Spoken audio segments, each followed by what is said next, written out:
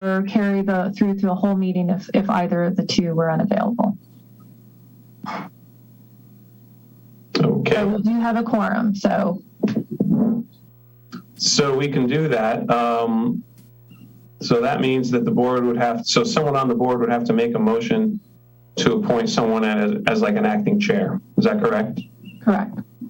Okay. Would any board member like to make a motion to appoint an acting chair until Doug gets here so we can get the meeting started?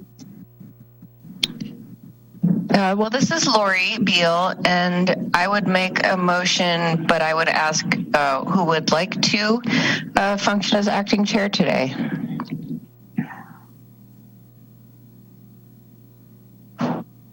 That was going to be my question too, because is anyone volunteering to be chairman? Doug has just arrived and should be momentarily showing up as a panelist. Very timely.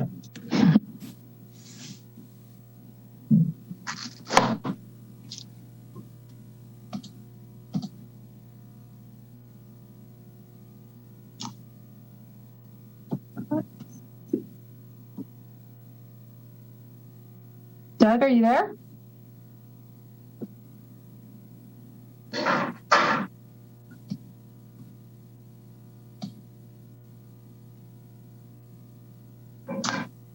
Looks like he went away.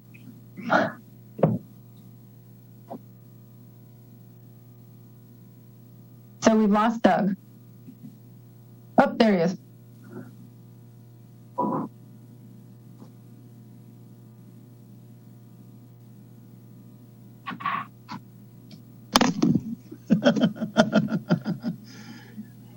Okay, Doug, just so you know, the meeting has been called to order. The board members were about to appoint someone acting chair until you got here, but you got here just in time. So we can go ahead and get started with the meeting. Hi, everybody. Sorry, it takes me a while to get this thing fired up. I've been working on it for 20 minutes, but anyway, here I am. Let's see. Okay, I guess we're going to call to order and have a moment of silence, or did you already do that? Actually, I think you have to still call the meeting to order. Okay. Yeah. Well, welcome, everybody. Let's call the meeting to order for our Wednesday, August 18th, 2021 teleconference PWAB meeting. And it looks like we have a quorum. Yes, the quorum was established. So let's have a moment of silence, and then we'll have our pledge.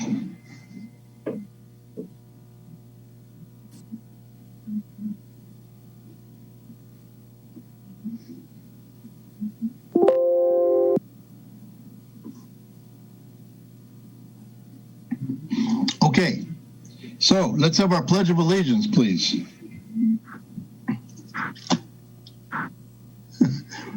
I pledge allegiance to the flag of the United States of America and to the republic for which it stands, one nation, under God, indivisible, with liberty and justice for all. Thank you. Okay, so this is an opportunity for board members to make announcements or any potential presentations. Vice Chair Rogers, if I may, I'd like to make two announcements. Okay. So the first is I'd like to welcome Robert Nava to the PWAB. Robert Nava was sworn in this week, so he is now an official member. He also received his orientation from city staff yesterday. And I believe Mr. Nava is a current employee of Caltrans, so he has a lot of relevant experience that he can offer to the PWAB. Great. Welcome, Robert. How do you do? Thank you. I'm doing very well. It's been a nice stretch working here in Morro Bay with COVID. Teleworking's been a lot of fun. Great.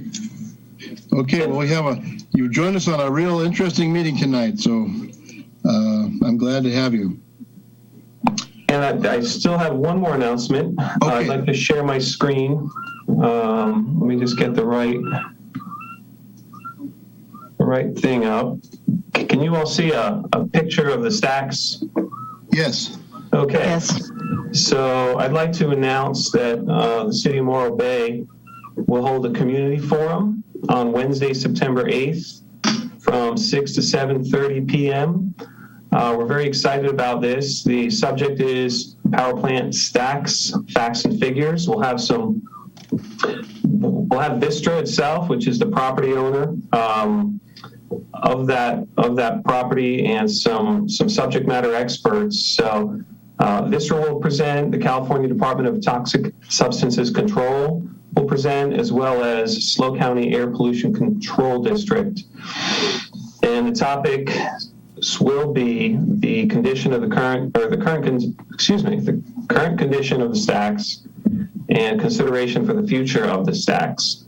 Not only this, but the city wants to know the public's questions regarding the future of the stacks, and everyone is encouraged to send specific questions to City Manager Scott Collins at his email address, scollins@morrobayca.gov, by September 1st, and that will allow presenters time to prepare answers to those specific questions for the forum. So that is open and available to anyone who wants to attend. There is a Zoom link. The thing I'm showing right now is not hyperlinked, but we can get you all that hyperlink. It will also be available on the city website.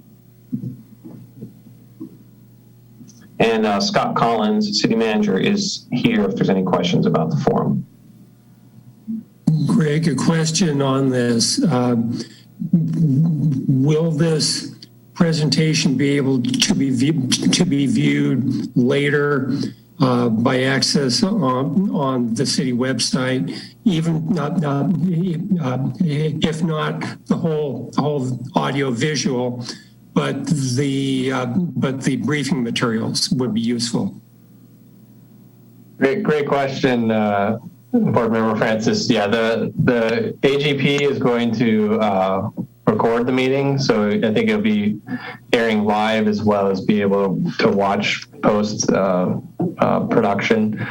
And good idea about in creating a link on the website, both for that and if possible, but also the PowerPoint presentation. Thank you. Are there any other questions? Okay, with that, I'll stop sharing that screen and back to you, Vice Chair Rogers. Thank you. Let's see, board members, announcements, and presentations. And I don't know if anybody has something, but perhaps we can start with Lori. You were in our meeting last month, or in June, and you had a lot of good ideas. So this is a chance for you to, if you have some announcements or thoughts. Maybe just one quick question. I was curious which department or liaison is sort of the lead for the wind energy project. There is an open public comment period until September 13th, and I was curious if the city or any of its subdivisions were going to submit comments. Yeah, great question. Board Member Beal, the mayor is the representative for the city on the interagency task force and has been involved in that work for, I think, the past 3 or 4 years. So really good discussions there, bringing forward concerns of the community, in particular the fishermen and fisherwomen organizations, making sure that their concerns are addressed through any potential lease of BOEM property out in the water. But of course, anybody from the community can comment on that as well.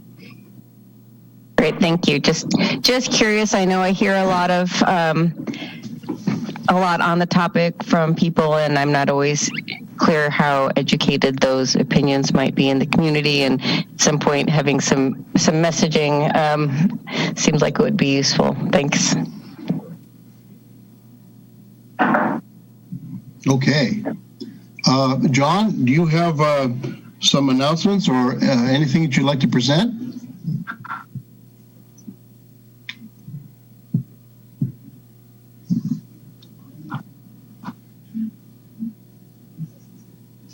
I think you're on mute.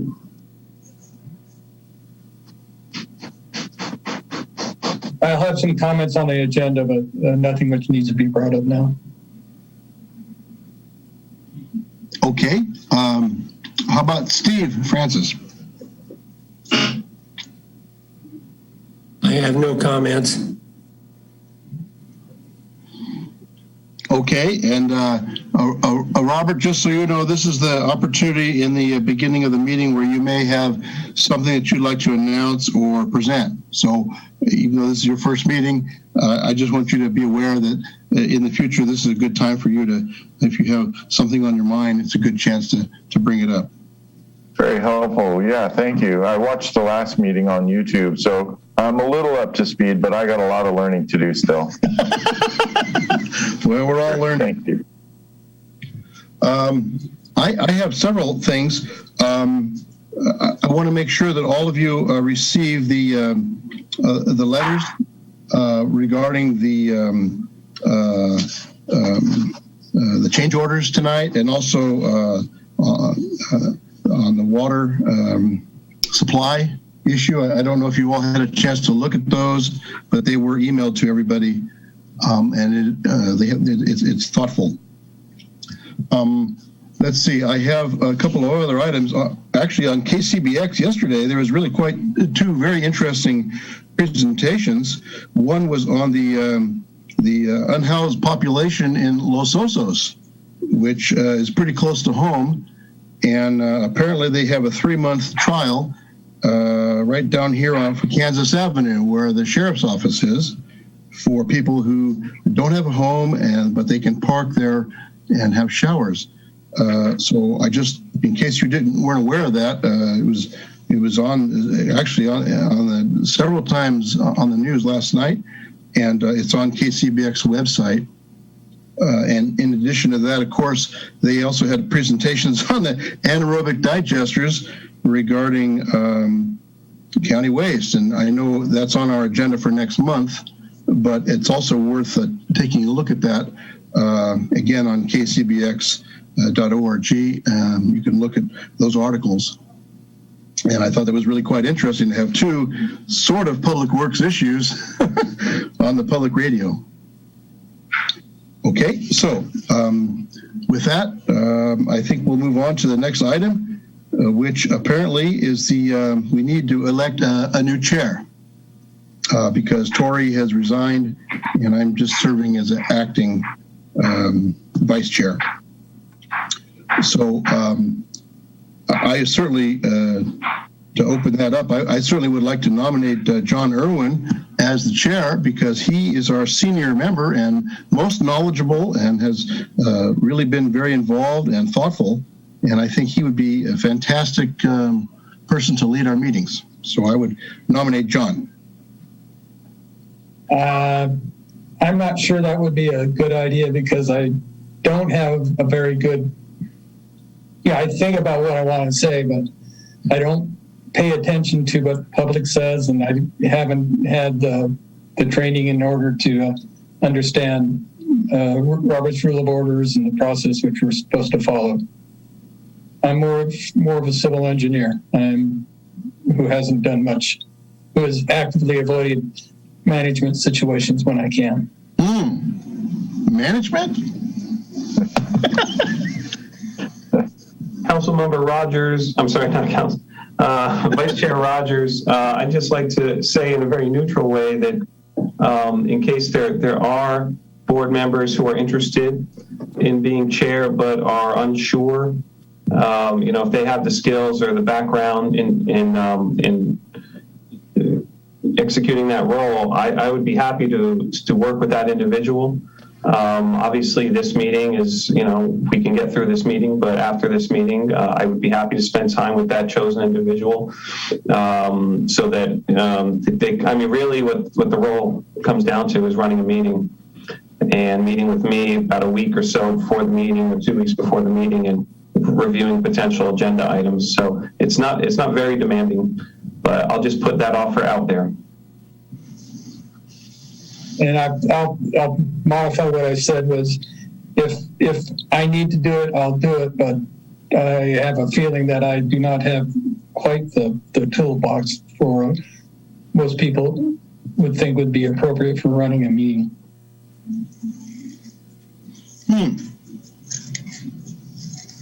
Well,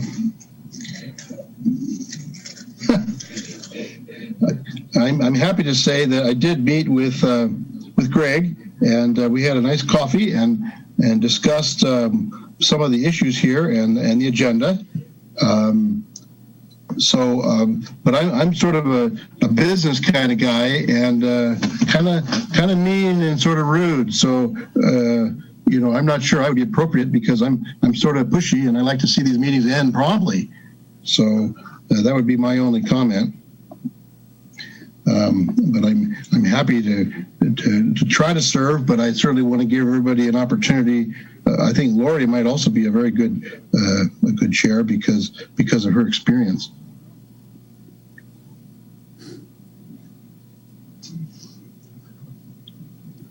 Would anyone like to make a nomination for one of the members here to be chair? I would nominate Doug Rogers. I think he's done a good job as vice chair and would do a good job as chair. I've worked with Doug before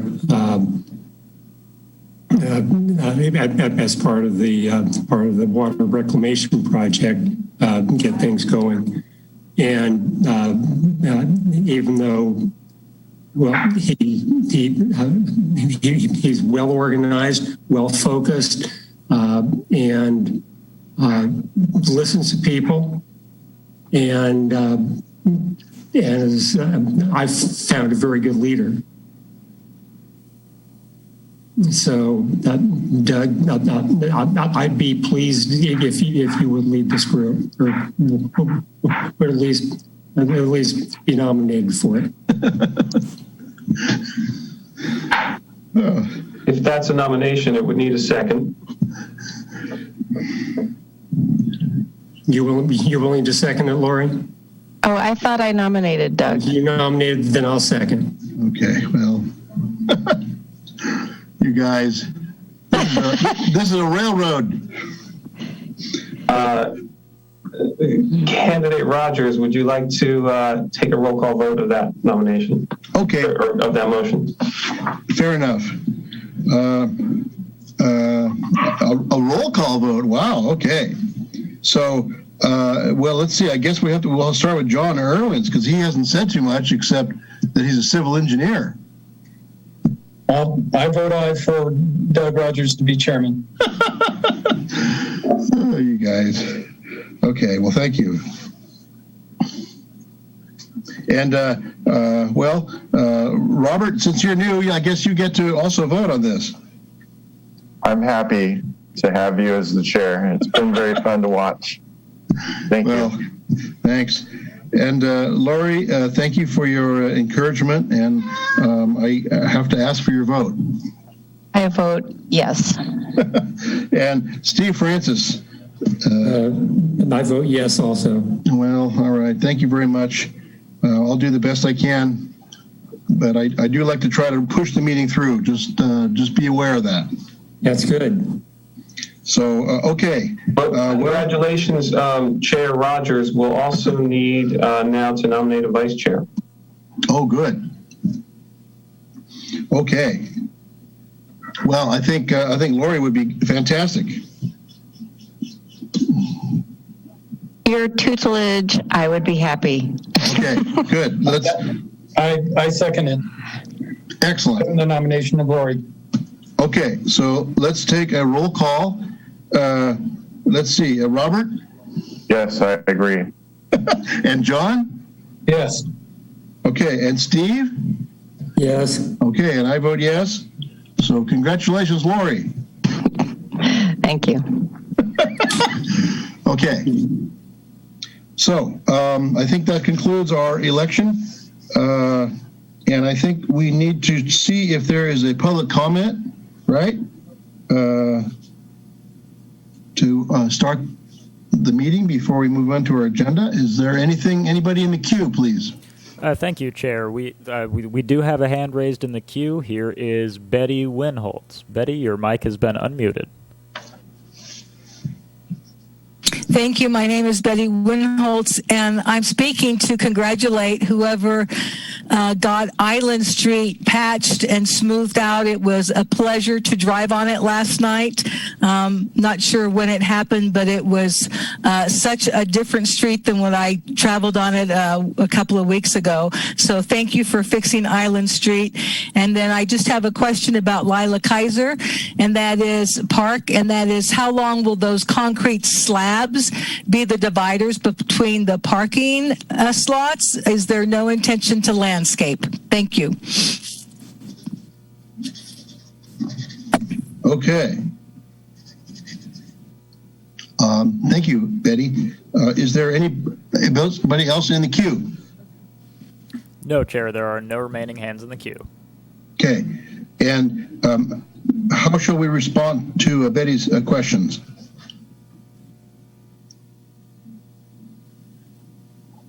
Rob, is that part of the wharf project? I believe. No,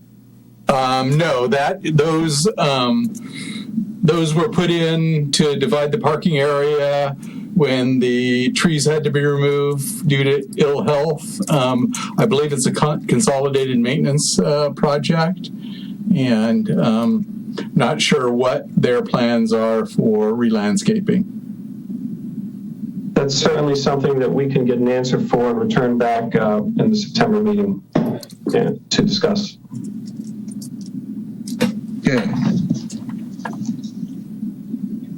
Okay. So there's no one else in the queue. So let's move on to our consent agenda, and that would involve the approval of the minutes for our June meeting. Is there anyone who has any comments on our June meeting? Chair Rogers, the consent agenda is sort of a package of the 4 items, A1, A2, A3, and A4. Uh-huh. And so what's typically asked of the board at this time is if there is blanket approval of those 4 items, then the vote would be to just approve those. These are for the most part informational items. However, if a board member wants to pull one of the items off of consent, then a board member can do that, but still the remaining 3 items would be voted on by consent. With that noted, I do have a request from staff actually to pull the wayfinding signage update off of consent. So that one will come off consent, but the question before the board now is whether or not to approve items A1, A2, and A3. But before you do that, I believe you have to take public comment first. Okay, well then let's see if there's anybody in the queue. Thank you, Chair. We have 2 raised hands in the queue. First up is again Betty Winholtz. Okay. Betty, you have been unmuted. Thank you. Betty Winholtz again. Just 2 comments one about A3, which is about the bus stop. And it appears that all the grant money is going into improving sidewalks only. It doesn't look like the shelter itself is going to be receiving any enhancement, if you could just clarify that. And in terms of A4 and the signage, when I first moved to Morro Bay, one of the most important signs I saw was the sign to the library and the city hall. And I don't know that those are necessarily part of the wayfinding signs, but I just hope that those signs don't get taken down. Thank you. Okay. And there was a second person in the queue. Yes, here is Erica Crawford. Erica, you've been unmuted. Hi there. Thank you. Good evening, PWAB members and city staff. This is Erica. I'm the president and CEO of the Chamber. The purpose of my call tonight is to simply say thank you to you and to especially the Public Works and Community Development staff for moving the citywide wayfinding signage program forward. As we are all aware, this is a project that's 3 years and scores of hours of business community engagement in the making. We are delighted to see this item on your consent agenda. Have a great meeting tonight. Okay, and I'm very happy to see that there is progress, and hopefully we'll hear from Rob. I know that the items were out for bid is the last we heard, so hopefully we'll get an update on that tonight. Hey, Rogers, I would suggest that the staff member who prepared the Transit Hub Improvement Update Report, Janine, could speak to Betty's question about whether or not anything else is being improved besides sidewalks. Okay. Janine? Thank you. Yes, the city transit hub improvement is including ADA improvements, which are a lot of the frontage improvements, sidewalks that Ms. Winholtz talked about, but it also does include replacing the shelter, expanding seating capacity to make sure there's enough seating area both inside the shelter and outside of the shelter to handle peak loads. This location is not just for the city's transit services, but the regional transit service does utilize this location as well. It's where the two systems join and meet up to make transfers. There's also going to be making sure that we have bike racks, as well as slating to have a future ticket vending machine once the Regional Transit Authority has that fully funded and is ready to move forward with putting that in as well. So there are going to be other improvements other than just the sidewalk and some of the street area as well. And as was mentioned, we have grant funding that is fully funding all of that. So no general funds are being used for the project. Great. And you need just to add that, is there funds for public art as well? Yes, we did, because of the mural that was painted inside the existing transit shelter. That was an art project donated from the Art Association. And so we wanted to still have some sort of art component in the park once the shelter was removed, because the new transit shelter is not going to have a surface that would allow for a mural like that to be put back onto it, but did recognize that we wanted to have some art piece, whether it's a mural somewhere else in the park, whether it is a sculptural piece that's somewhere in the park. We did want to have that capability. So we do have, I think it's about $10,000 we have set aside for that, and we will be working with the Art Association on having them identify what that art piece might look like and where it would be located and when we would have that installation for that. So we will be reaching out to the Art Association as the project starts to move forward a little bit and getting closer to light construction. Hey, thank you, Janine. And Chair Rogers, I would also suggest that Rob respond to Betty's question about the removal of some existing signs, as well as to give a very brief update to his updated report about the wayfinding signage item. Okay, Thank you, Greg. Mr. Chair, board members, Rob Liebig, City Engineer. The project does include removal of conflicting signs. I don't imagine we would remove the directional signs directing people to the City Hall or library. Regarding update to the project, we did receive bids on the August 12th. We received 4 bids. Our apparent low bidder, Deccan Construction, failed to acknowledge an addendum. When we contacted Deccan to cure that discrepancy and have them send the addendum in, they said they didn't see the addendum, and the addendum would increase their bid price by approximately $40,000. We are now recommending the City Council declare Deccan's bid as unresponsive and go with the second lowest bidder, Statewide Safety and Sign of Nipomo, California. Their bid was $188,200, and we're recommending City Council award that contract to Statewide Safety and Sign. And also we would return to council at mid-year to do a budget amendment to increase the Economic Development Fund by $40,000 to pay for this project. That concludes my update. Thank you. Thank you, Rob. Okay, so we're back to our consent agenda with notes on A3 and A4. So can we approve the consent agenda?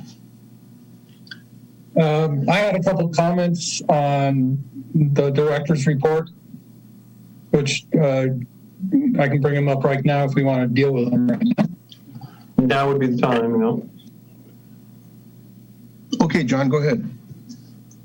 Okay, first, a while back, I put in a comment that there's a fairly strong sewer odor at the intersection of Las Vegas and Main Street, which basically is where I live.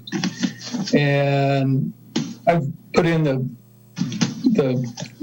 report a few times, and I keep getting, it's been dealt with. What does that mean? And the odor is still there, and do you have an idea what causes that? So looks like Joe wants to take that. Yeah, if that's your only comment, I'm happy to address it. Joe Miller, Utilities Division Manager. We have had crews out there trying to investigate that odor. Unfortunately, we have not been able to determine the odor or the cause. When we're on site, we do not smell it. So if you could actually, give me some additional information on what time you're smelling it and stuff, so I can actually have crews out there. But we have, patrolled that area routinely, trying to identify the odor. And unfortunately, we have not been able to determine what you are smelling in that area. Well, there's a strong sanitary odor. It's usually in the afternoon when the onshore breeze comes up. So I'm not sure if it's coming from the pump station at Cloisters or if it's just something that's from the restaurant next door. But it's just, I don't smell the sewer anywhere else around town except for maybe like at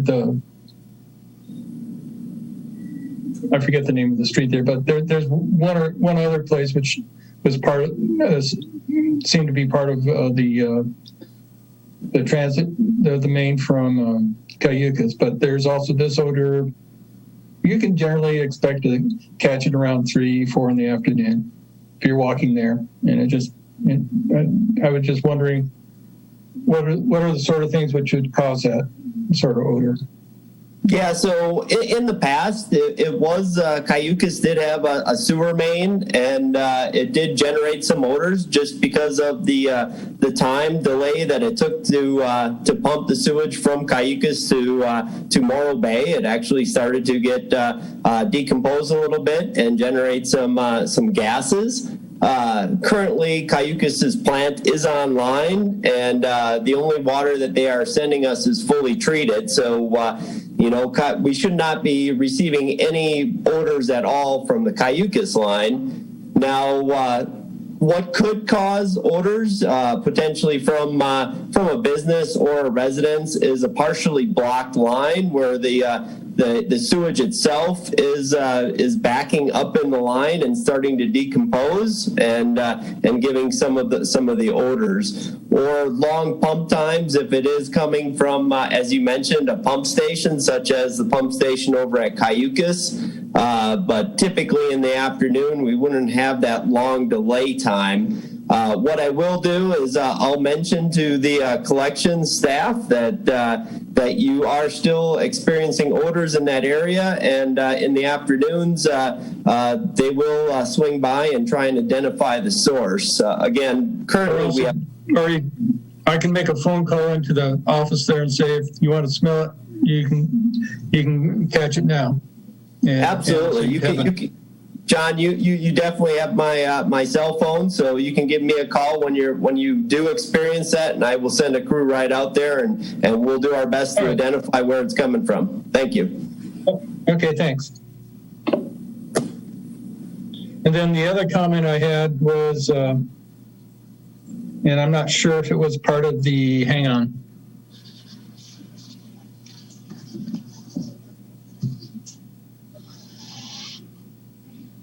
No, I think it's part of the one of the B3. So that's my only question about the thing there. But it just, that caught my attention since it's been going on for a while. Okay. All right. So let's, can we approve the consent agenda? We'll need a motion. I have moved that we approve the consent agenda. Okay. All in favor, say aye. We need a second. I'll second that. Okay. Thank you, Lori. No problem. All in favor, say aye. Aye. Aye. All opposed? Say nay. Okay. The consent agenda has been approved. Items A1 through A4. So that brings us to B and our water reclamation facility update. B1, Greg, would you or your staff like to do this? Yeah, sure. We are very pleased to offer this presentation to the PWAB. Paul Amico, who is kind of a big deal with Carollo, will give this presentation. As you know, Carollo is the project manager of the Wharf project and all the components of the Wharf project. So at this point, I'll hand it over to Paul. Thank you, Greg. Good evening, board members, and congratulations, Chairman and Vice Chair Beal, on your ascendancy to the leadership of the Public Works Advisory Board. I have a brief presentation that gives an overview of the entire program, all three components, and as I said, I'll be brief, and so we have time for questions. So hopefully everybody can see my screen. We cannot. Cannot. Okay. Maybe I didn't do. Oh, I didn't hit share. Okay. Apologies for that. Okay. So recognizing that there are several new members to the board, I will provide a general overview first, and then we'll talk specifically about construction of the actual water reclamation facility, look ahead at the pipelines, and then give you a bit of a status on the recycled water facilities before we open it for questions and answers. So just by way of orientation, the water reclamation facility project, or what we call the WRF, replaces the city's existing wastewater treatment plant with an advanced water purification facility. The overarching goal of this project obviously is to meet state regulations and modernize the plant, but more importantly to protect the environment and to contribute safe and reliable water supply that or source more base residents and businesses that can provide up to 80% of the city's water needs. The map that I show on the right here shows the major components of the program and the pipeline deployment. So the existing wastewater treatment facility here it's at pump station A, and hopefully you can see my mouse here. So we're constructing a new pump station that would pump wastewater up to the facility on South Bay Boulevard. The black line here represents the pipelines, and I'll cover those in a little more detail shortly. There is an additional pump station that will be constructed to help boost that water up to the new water reclamation facility, and then it consists also of a fourth main replacement of an existing, rerouting an existing fourth main that goes along Embarcadero over to the existing wastewater treatment facility, and we're going to tie it into the new conveyance facilities. The most interesting, I think, part of this project is the indirect potable reuse connection to a proposed injection well field where the purified water that's made at the water reclamation facility be injected into the ground to provide an additional source for drinking water for the city. Our schedule is shown in the presentation here. We started construction on the water reclamation facility of the WRF in March 2020. Started construction of the pipelines in February of 2021, where our plan is to complete injection testing in January 2022. And this is, we'll cover this again in a little more detail in subsequent parts of the presentation. Projecting to complete the WRF pipelines in April 2022 at this point in time, and then final completion on the WRF itself in August of 2022, and then injecting water in the ground by December 2023. So that's the overall schedule that we're working on at the moment. So we tend to use, as the civil engineers on this call will attest to, is we use a lot of lingo and a lot of acronyms, but the overview of the facility is basically the facility out at South Bay Boulevard. The wastewater is pumped into the headworks end of the building, and then there are additional treatment. The treatment facilities, and we have what's called biological nutrient removal with a state-of-the-art process called a membrane bioreactor. We have sludge and solids handling in this area. A filter for higher flows in this area before the water moves into the reverse osmosis and disinfection building. This is where the purified water will be made.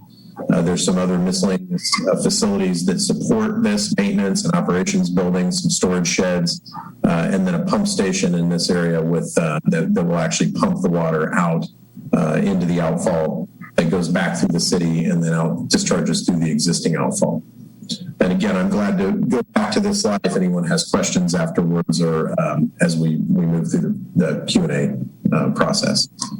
What we're hoping here and hoping it will, this will come across Zoom. If it does not, this video, then we can provide a link to this. But what this is a drone video of recent construction progress.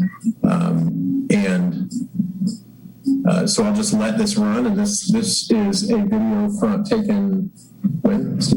Late July. Late July. So this was construction progress as of late July, and hopefully you all can see this pretty well. We do these drone flyovers weekly to document construction progress and also to provide information to the public. And all these videos are posted to the public website, WRF info, well, there's a website link at the end of the presentation. Unfortunately, I don't know that off the top of my head. So here's the back end of the site. This is the headworks facility and some of the other treatment facilities where the wastewater is actually going to be treated. And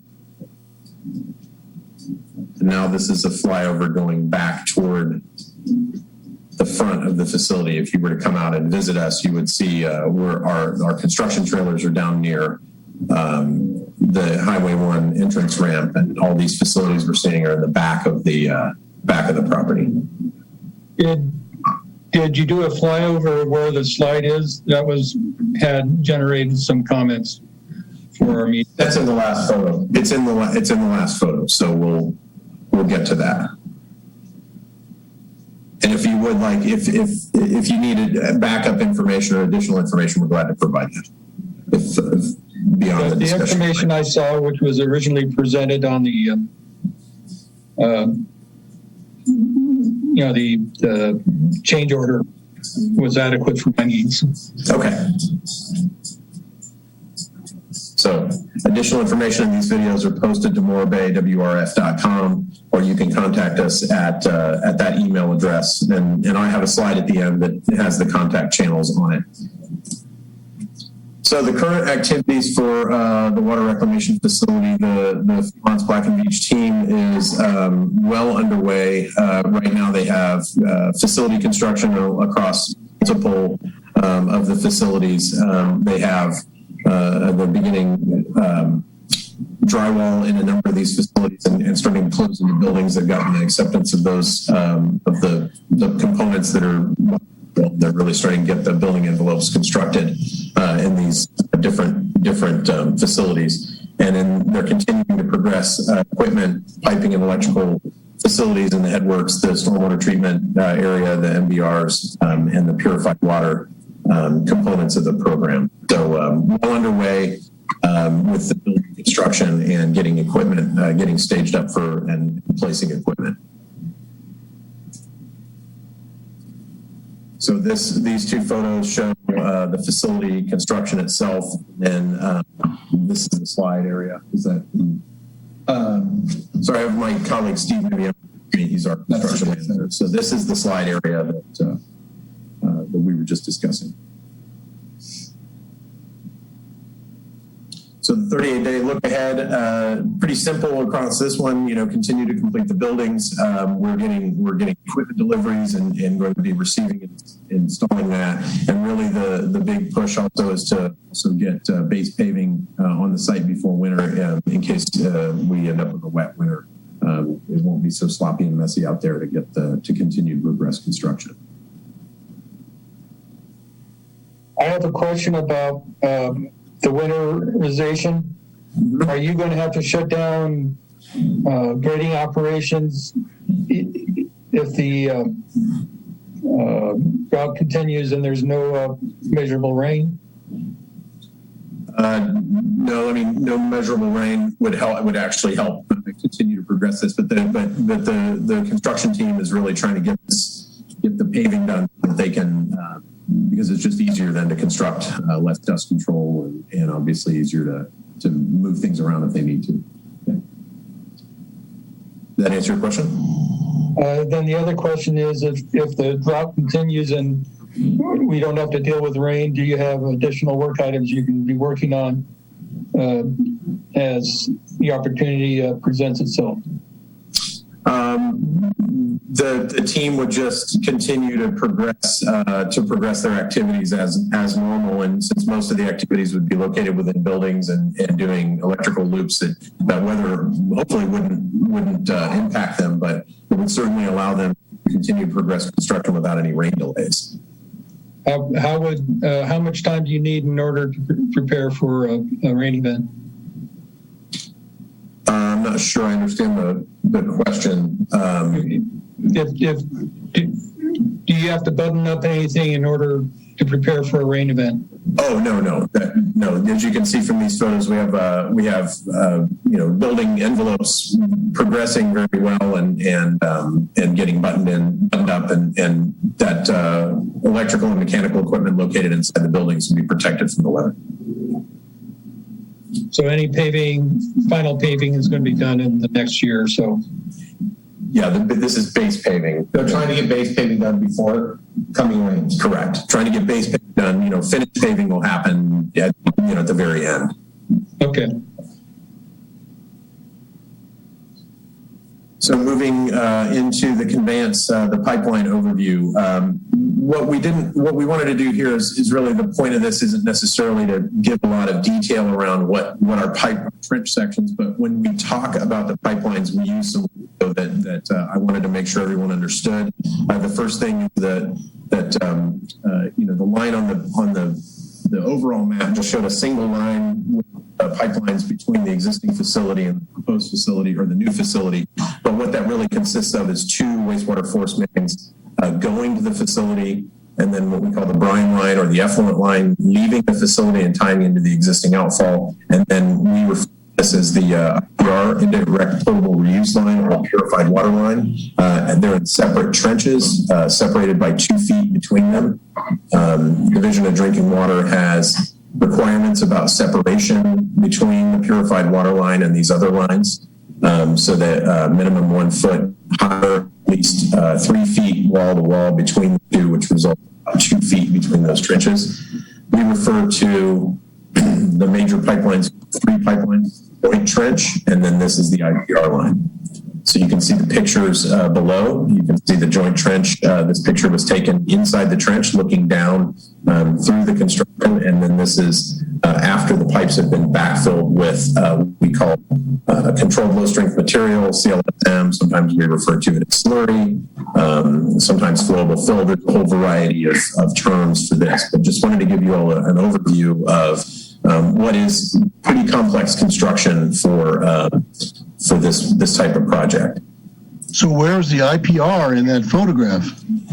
The IPR, that's a great question. The way that Anvil is electing to conduct the work for a couple different reasons is that they're getting the joint trench in first in sections, and then they will follow up construct the IPR separately with, in some cases, a separate crew.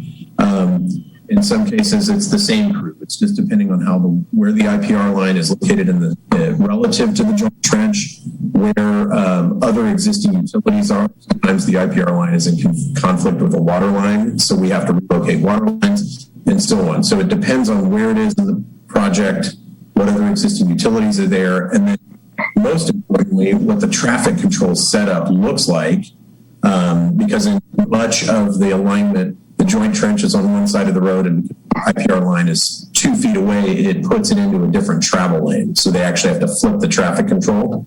And because we committed and we were always committed to maintaining access to as much as we could to homes and businesses, we didn't have that traffic set up or didn't want to completely close the road in order to do those at the same time. So we have IPR line in certain spots in the project, but not everywhere. So they flip the traffic and then dig another trench in those areas where you need to. Yes, that's correct. I have a friend who swears that you guys are going to keep Quintana shut down at the same time that you're running the pipes underneath Highway 1 on South Bay, which I said is very, very unlikely. Is there any situation where you would shut down the overpass or underpass while keeping Quintana closed? I'm flipping back to the map right now just so that you all can see what we're talking about. So what we're talking about here is the South Bay construction and this Quintana between the roundabout and South Bay. No, we're not going to permit Anvil, nor will Anvil, just because traffic control close these two things simultaneously. When the pipelines are constructed in South Bay Boulevard, we will maintain two-way traffic, but it'll be restricted to one lane and controlled with automatic stoplights around those Highway 1 ramps. If people experience backups through here and don't want to wait, then we will permit movement onto Quintana Road so people can utilize the roundabout and bypass this construction completely if they wanted to. So at no time will these two, Quintana Road and South Bay Boulevard, be closed at the same time. Okay. Hey, this is Greg. I'd just like to suggest if for everyone that's on the Zoom, if you're not speaking, to please put yourself on mute. I think we're getting some interference. Thank you, Greg. Okay, moving on, the pipeline overview. Any questions, any additional questions on this before we move into construction progress? Yes, I'd like to come back to the Bart Beckman letter about when will the testing be completed and when will water actually be available after construction is done in December 2023? The intent, when you say, well, when will water be available, are you referring to when will we start injecting water into the ground? Yeah, and yes. Well, the current plan, as we indicated on the schedule, is that we would begin injection sometime after that time, and after we've completed all required testing, and we have gotten approval from the Division of Drinking Water to begin that injection. So there's the permitting aspects of it. There's the what we're doing right now to secure the appropriate permits and get sign off from DDW on that. So it would be after completion of that, and our current plan is on track to be December 2023. So the testing was what is it going to take for the Division of Drinking Water to give their blessing? Is that a 6-month process? Is that a 2-month process? I have there's a slide here at the end. Do you want to skip ahead to that and talk about it? Okay, I'd just like you to address this question. Sure, yeah, no problem. If I could just add, I think I did read the query that came in from a citizen, and I think part of the question implied, at least to me, like, is there a plan B if you're running behind schedule? So the injection of there are two things working with this project. The first and most important is that we complete the wastewater treatment, the WRF construction, and get that started up and get the city in compliance with the time schedule order. So that's the first and foremost, is that the city has a time schedule order from the regional board that requires this project to be completed and for the city to improve effluent discharge to the ocean, on that time schedule order. The recycled water component is separate from that and doesn't necessarily depend on that time schedule order. So it isn't necessarily what we would refer to as critical path, though obviously the city stands that it's an incredibly important component of the program, and that as soon as we can possibly get those permits secured and get that water being injected into the ground, the city can begin moving toward more independence, more water independence. So, Paul, if I could jump in, and I think Lori, you kind of hit the nail on the head with what I interpreted to be the crux of that question that came in from a member of the public. I just want to clarify that Paul is representing Corolla, who is responsible for managing this project. That question is more specific to our water supply outlook over time, and that's something that is monitored and managed by city staff. And so I think there was reference to a table that we had put together as part of a city council report back in May, and I think your question, along with that one that came in, is that table is really relying on 800 acre feet per year of water to come in from this project. Eventually, what happens if that doesn't come to fruition in that timeline? And so I would appreciate if either Rob or Joe could respond to that.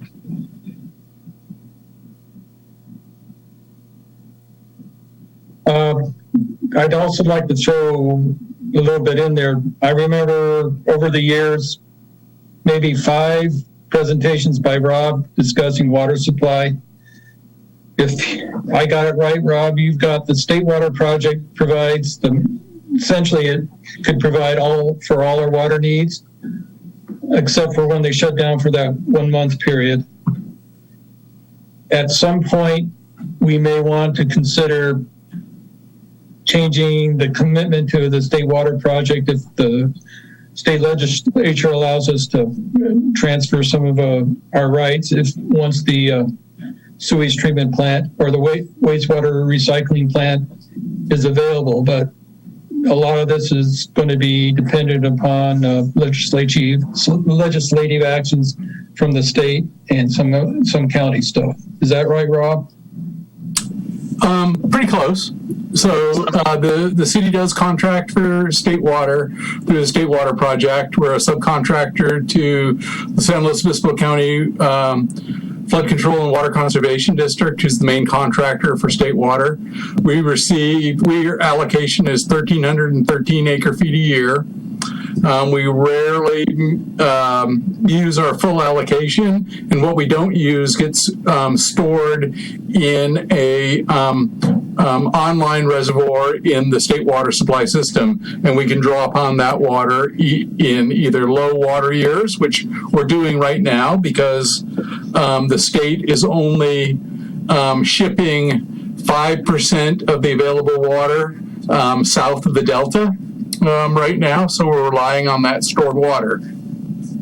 That stored water is not endless, so it's going to have to rain soon, or we'll look at alternative water supplies. Those alternative water supplies are our groundwater supply, existing Morrow wells that supply that, and in the future, what will make up some of that water supply is our reclaimed water. We also contract for drought buffer, so we pay to be made whole. We contract for about 2,200 acre feet a year, a drought buffer. So there's a overcomplicated formula for determining how much water we get. Basically, you add your drought buffer plus your allocation together, multiply it times the state allocation. That's how much we get. So in a 10% year, we're getting about 300 acre feet. So our water portfolio is right now, our primary source of water is state water with backup local water supplies treated through a brackish water RO system. That will probably be the most cost-effective moving forward, is to remain on the state water and have backup water from our local water supplies and our reclaimed water supply. The negotiation for reducing our allocation could come into play sometime in the future. It's likely that we won't sell the water per se because we're not a contractor, we're a subcontractor. We don't actually purchase the water until we use it. So we could reduce our allocation and our annual cost of state water, but we won't be selling our allocation. Subcontractors really have no rights to negotiate on this statewide for exchange of state water. So we could change our mix of water supply in our portfolio, and with reclaimed water, making local water more of our primary water supply. But at present time, the most cost-effective water is state water. Joe, do you have anything to add? Well, before we go to Joe, I just want to comment that I thought that was a really good introduction to the issue. Water supply is not something that's on our agenda right now, and I appreciate Rob's comments, and if Joe has some follow-up comments, but it kind of gives everyone a general idea that the city does have options. And not only that, but that the table that was presented in that staff report a few months ago was not designed to show all the options that the city has at its disposal. It was really kind of a rough estimate plan of what our water portfolio in real time will look like over the next 5 years or so. And so it's not as though the city doesn't have other options available. And again, if that's something that if this board wanted to review those options at another meeting, then that's certainly something that we could bring back. But Joe, do you have some follow-up comments to that? No, I think everybody's kind of hit it on the head. When we're really talking about the IPR project itself and meeting the 2023 timeline, we need to recognize that we've been in the permitting process now for well over a year with the Division of Drinking Water. this is an ongoing process. The permitting portion of the IPR project will be permitted long before the 2023 deadline. I'm envisioning basically towards the beginning of 2022, we will pretty much know what the permit looks like and know what our requirements are. And we actually test out and prove out the project as we're injecting water into the ground. So when you're looking into the future going, will we meet these timelines? It's like, it's pretty easy to say yes. These are very realistic, reliable timelines. And then the other portion to look at is, as Greg pointed out, we have a lot of options, but the city has over 6 months of water basically in its current groundwater basically allotment. We use right around 900 to 1,000 acre feet a year.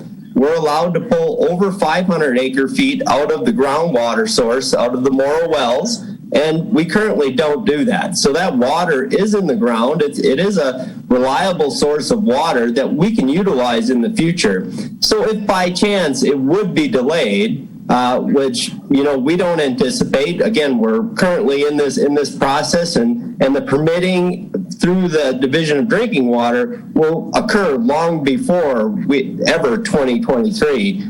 So we have the options. It's multifaceted. And, I think the city's in a great condition knowing that we have options going forward. So. And just one more thing on water supply. I just want to point out that we're in preparation of our 2020 Urban Water Management Plan, and that will be coming to this body in, I believe, September to review some of the data so that we can get it to council for approval in October. That is an excellent point, Rob. If anyone just has a quick general question about water supply, I think we could field it. But other than that, because it's not on the agenda, it's not something that we can deliberate on in this meeting. I also want to say that I have a copy of the One Water Plan, which I suspect will be very important for the 2020 report. And if I'm willing to loan it out to anyone who wants to get smart on the One Water Plan. We also have a copy available here in the Public Works Department that we could loan out. It's very big and heavy. Okay, Paul, you can continue on with the WRF overview. Great, thank you. Appreciate it. Great discussion. Okay, so just reorienting, we're back with the Conveyance Pipelines, the overview for that. Activities. We, in any underground project, one of the key activities that's ongoing nearly continuously is utility verification. And so that is ongoing. That crew jumps around depending on the other excavation activities. At Pump Station A, which is the pump station near the existing wastewater treatment plant, we have site preparation and excavation ongoing in that location. Inville has been pretty challenged with some groundwater conditions that they've had some challenges getting control of, but they've turned a corner on that, and they're really starting to get that area dried out so that they can complete excavation and start the subsurface work and the subgrade work. At Pump Station B, which is on Main Street by Limos, underground piping and electrical is going on at this time. They've got the walls poured for the wet well, the subsurface tank that the water goes into and they pump out of. And then the most visible activities are the last two bullets we have here, which is Cortana Road pipeline construction. One crew between Kennedy Way and the roundabout, out in front of Albertsons and Rite Aid, and then in that shopping plaza, and then between La and Bella Vista at that end of Cortana, just getting into the businesses between the roundabout and the park boundary down near Cortana, or on Cortana. And then the picture on the right, the what we call microtunneling under the roundabout, which gets us under the roundabout, under existing utilities, and in a trenchless construction method, so that we don't end up having to close the roundabout for extended periods while we push those pipelines through in an open cut manner. So right now, this is the tunneling machine. The red end of this machine is what it's the tunneling head. I call it the drill bit itself, and then the controls are in this white area behind the drilling head. One of the things that's ongoing with roundabout construction right now, or microtunnel construction right now, is Anvil has come up against something in the ground that is not allowing them to advance this machine. So they're doing some excavation in front of the machine to try to determine what is out there and whether they can actually cut through it using this particular cutting head. So similar to the other overview, the drone footage, I have some little bit of drone footage for you all of the microtunnel, the activity going on there. We do drone footage on the pipelines weekly as well. So just give us a couple minutes and we'll take a look at this video. So we showed the microtunneling machine. What you see here, just for orientation, this is what they jack against. So this is a big hydraulic jack, and they advance the machine with steel pipe behind it. So they had to pour the structure back in behind this so that they had a jacking frame against where they can jack from. And all this iron and you see around here is just trench stability so that the pit itself is stable and we can put people in there. This cargo here is where the operator sits that drives the microtunnel machine, and this is the crane that services this entire area. This is the receiving pit. On the other side of the roundabout, Morbe Coffee sits right here, and you'll see that in a second. So they retrieve that machine, and once they're done, the area where the machine is stopped at the moment is underground in this area. So if you go out there right now, you'll see a lot of excavation in this area as Anvil digs down and tries to get to the machine to try to figure out what might be in front of it and whether they can move through that area. So here's the launch, or we call this the launch pit, and then the receiving pit. I'm sorry, did you have a question? Yeah, have they done any borings or micro borings in front of the machine? Yes, right now what they're doing is they're using excavation, or it's a similar excavation technique for potholing, utility verification.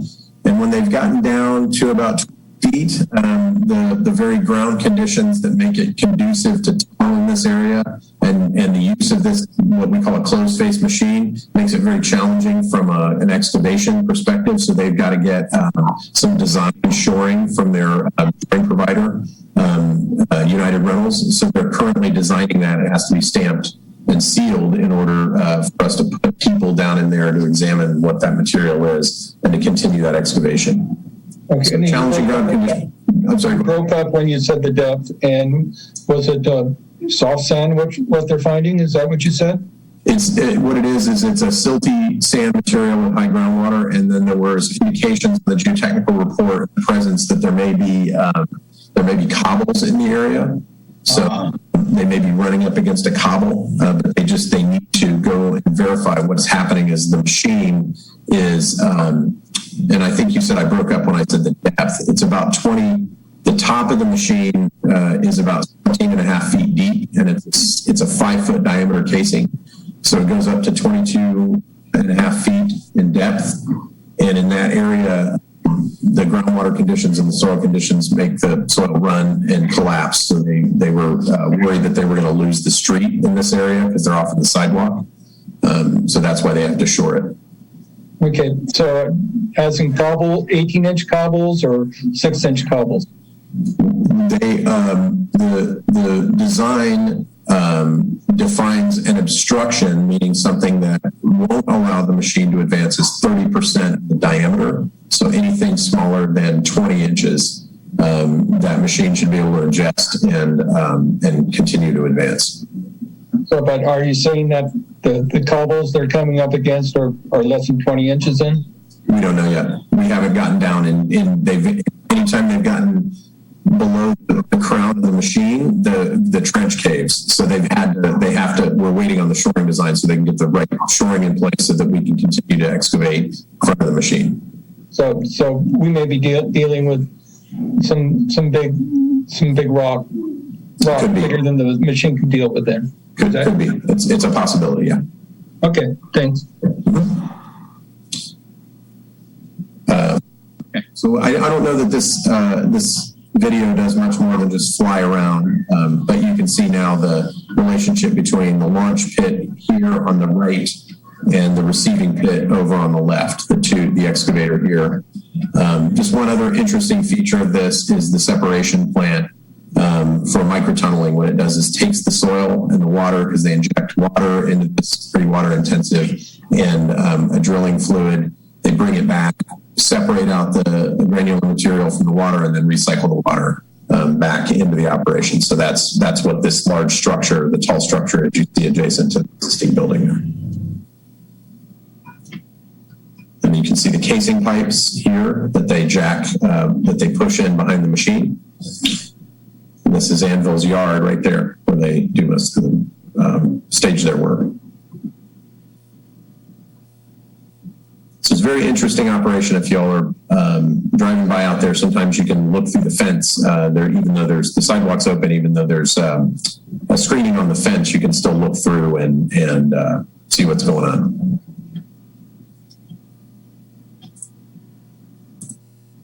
Okay, so 30-day look ahead. Pipeline, looks like we didn't complete our thought here. Pipeline construction to Quintana Road from down Loma to Bella Vista over the next 30 days toward the roundabout.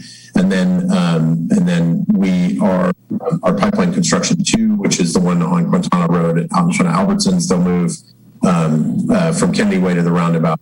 It should complete that work and then jump over to Quintana and Maine and start laying toward the bike path.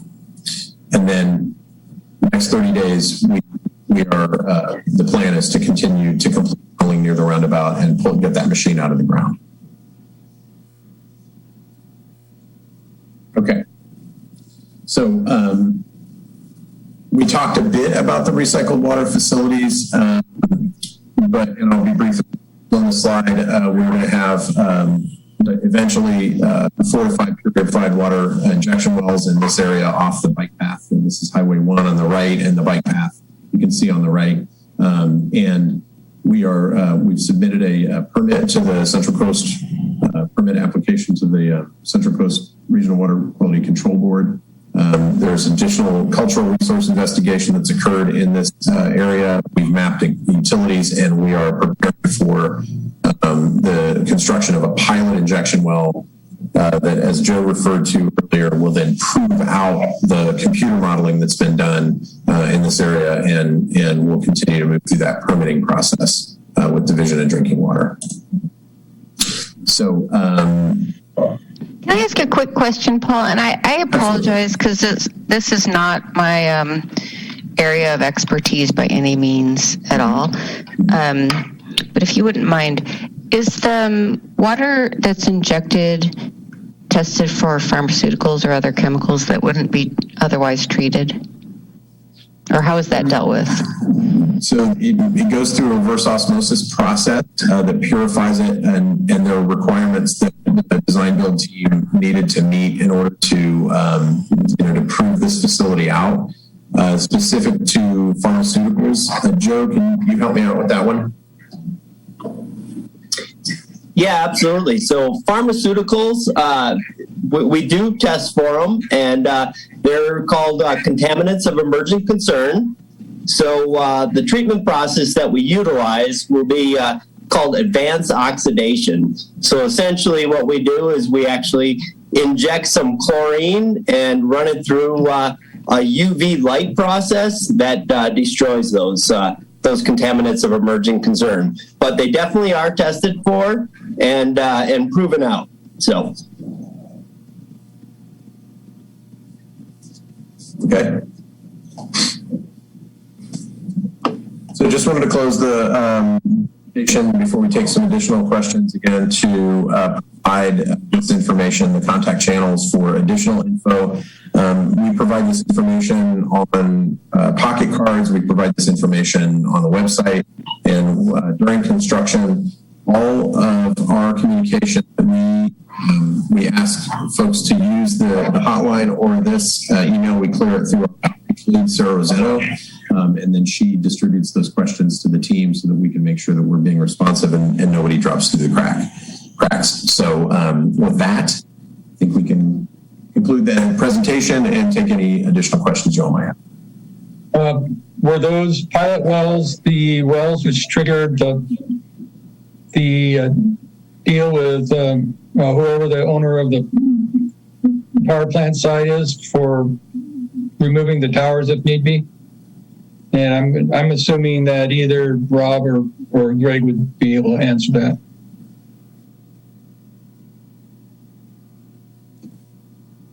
Could you repeat that question, John? You had that little thing about the future of the stacks, and I remember the little soap opera we've had about getting a permit to do the treatment system with it's not Dynegy, but I forget who they call themselves now, but. So we've got this agreement where we make a decision whether we keep or get rid of the towers and stuff like that. But there were negotiations between the city and the utility company, and I'm assuming that those injection wells are what basically triggered this negotiations which we had with the old plant site. That's not something I can comment on or have knowledge about. Rob, is that something that you pull out? Connected, but not the cause. So the power plant owner would likely like to do something besides have a defunct power plant on their property. I think they have a project in for review right now, a battery storage project. So the stacks are really part of the redevelopment of that project. We did work with Vistra, the property owner, in securing additional easements. So we have a bike path and water line easement that goes to the property existing. We needed additional easement width to contain the pipelines and to allow us to build those. And then we have temporary construction easements for laydown area. I think in one of the drone shots, you could see a stockpile area on the Vistra property that the contractor is currently using to store trench spoils so that they can use those rather than hauling them off and then hauling them back on for backfill. They're storing some material on site so that they have that available for backflow. But our negotiations for this project were limited to easement location.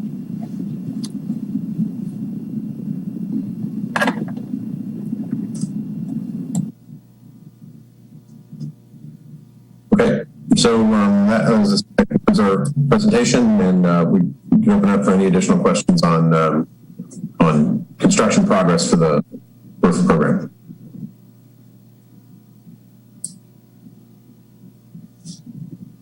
All right, thank you all. Appreciate that.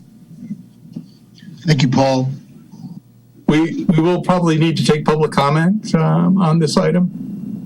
Okay, is there anyone in the queue that would like to make a comment on this item? Thank you, Chair. I do not see any raised hands in the queue. Okay. All right. So I think that concludes item B2. And I think it's time to move on to item B3 on our agenda. Actually, that concluded B1. B2, okay, forgive me. The potential change orders. Who would like to update us on that? Again, I will pass this on to the capable hands of Paul Amico from Corona. Thank you, Greg. So as we planned out for this presentation, we felt like one of the most effective ways that we could go through this putting together a presentation or a formal presentation would be just to go over the staff report. And if you all, we can kind of walk down through each item, and if you have questions on it, we can stop and discuss it. But just try to move through that, as efficiently as we could. So I'll share my screen and we'll pull up the staff report, if y'all don't mind, and then we can just walk down the items and answer any questions y'all might have on those as we discuss them.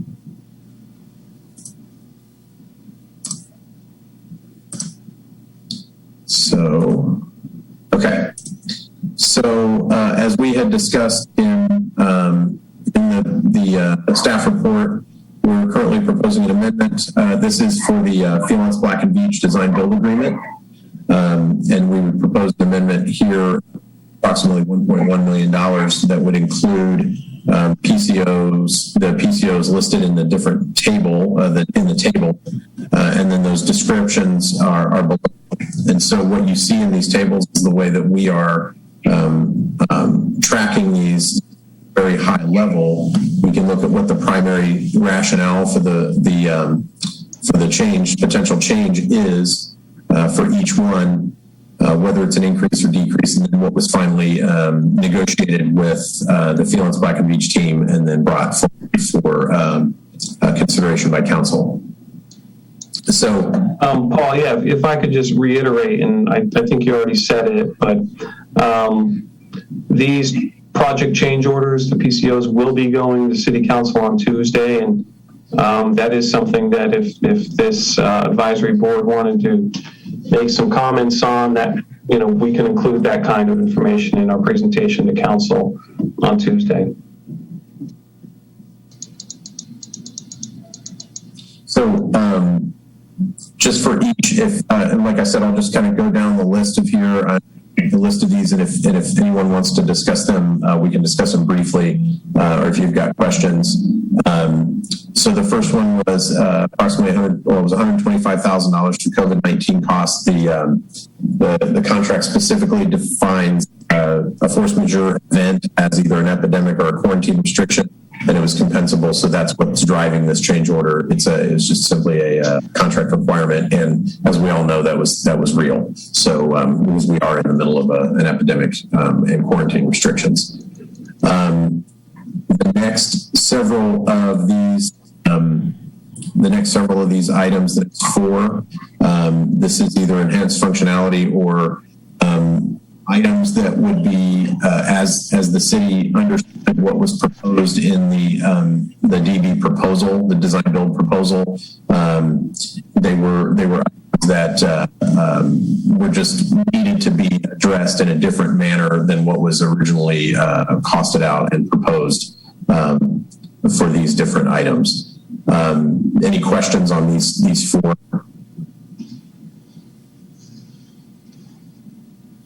Okay.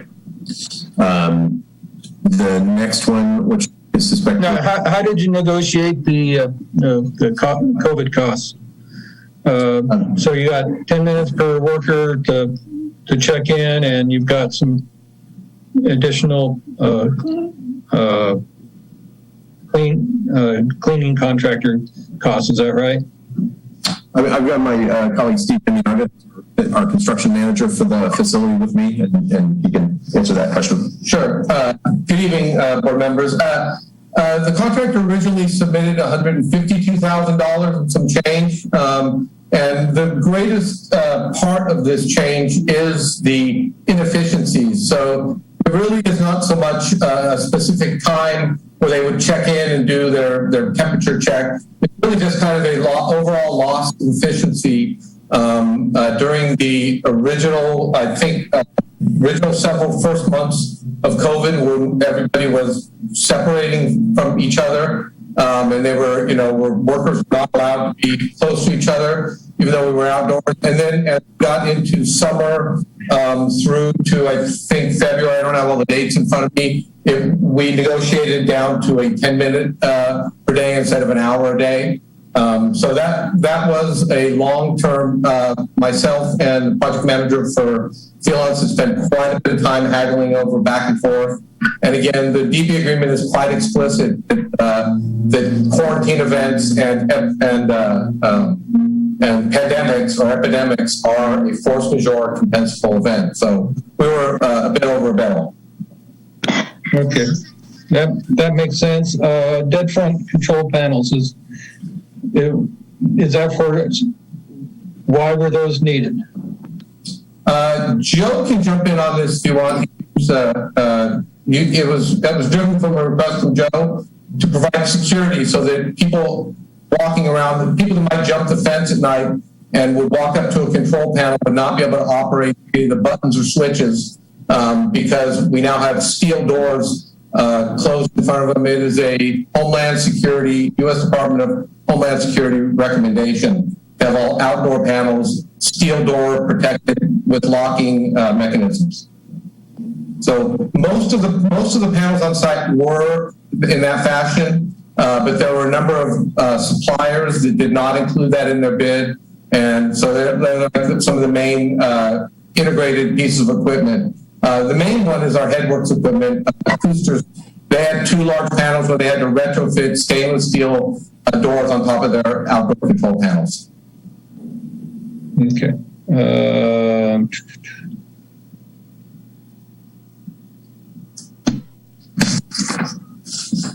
So NEMA 4X electrical enclosures, what are those? So NEMA is a rating system for control panels. You can have NEMA 1, which would be an indoor, household residential grade control or electrical panel for either power or control. And they go up into different levels, NEMA 3, NEMA 3R, NEMA 4. NEMA 4X is very high grade, stainless steel, very weather, corrosion resistant, watertight, meant to last indefinitely. I mean, they have a 30 to 50 year service life. Some of the other panels would not have that sort of service life. So a wastewater treatment plant near the ocean in a marine environment, NEMA 4X is highly recommended. And again, that was a negotiation that has taken place over several months and quite a bit of haggling. And then what was found to be different between what was negotiated in the last change order and this change order? With regard to which item? Soil slip differing site conditions. So we had a soil slip in almost the exact same footprint in May of 2020. And we did some preliminary investigation. We dug some trenches through the slip plane, and we did again, the design build team did this. It's part of their responsibility. They have Earth Systems Pacific as their geotech engineer. They work together on determining the limits of removal on that soil slip, and they undertook that scope of work, and we paid them $280,000 approximately to resolve that original soil slip from May 2020. During the heavy 8-inch storm that we had late in January of 2021, the entire area, about an acre, moved again. And so we were, Earth Systems, through further analysis, determined that slip plane was actually deeper. And we believe that we now have identified the lowest slip plane in this region, but the Earth is mysterious. The underground is large, and even when we drill holes to investigate, we're only looking at those places that we drill 5 feet over. There could be other conditions that we're not able to determine. So we did an much more extensive investigation during this second soil slip. And we believe that we have now properly mapped the bottom of the soil slip. So that $825, $450,000 of it is direct cost and we're in agreement with this direct cost for them to go up on the hill with heavy equipment and remove 17,000 cubic yards of loose material that is above the slip plane that's been mapped. And then once they get down to the slip plane, we're going to bench in to find competent native soil. And then we put in what is an underdrain system, piping and subdrain walk zones so we can drain away future underground water, so we can prevent future slips.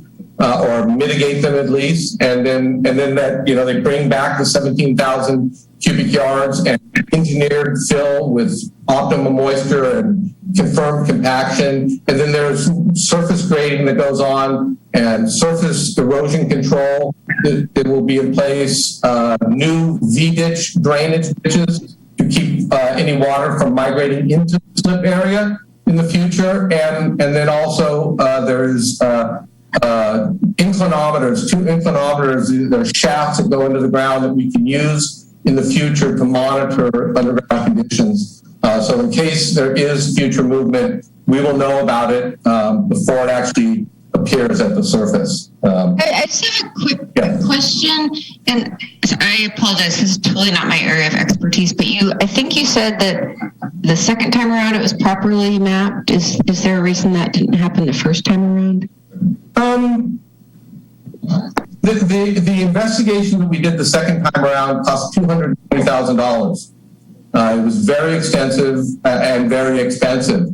We drilled 4 30-inch diameter holes, I think 60 feet in the ground, and we sent human beings, geotechnical engineers, down to map the subgrade structure. So that was an expensive and extensive analysis the second time. And the reason that we put all that effort and resources into that second time around was because the first time we did it, we did not drill these 60-foot deep holes, and we just did sort of trenches across the slip plane around the perimeter of the slide.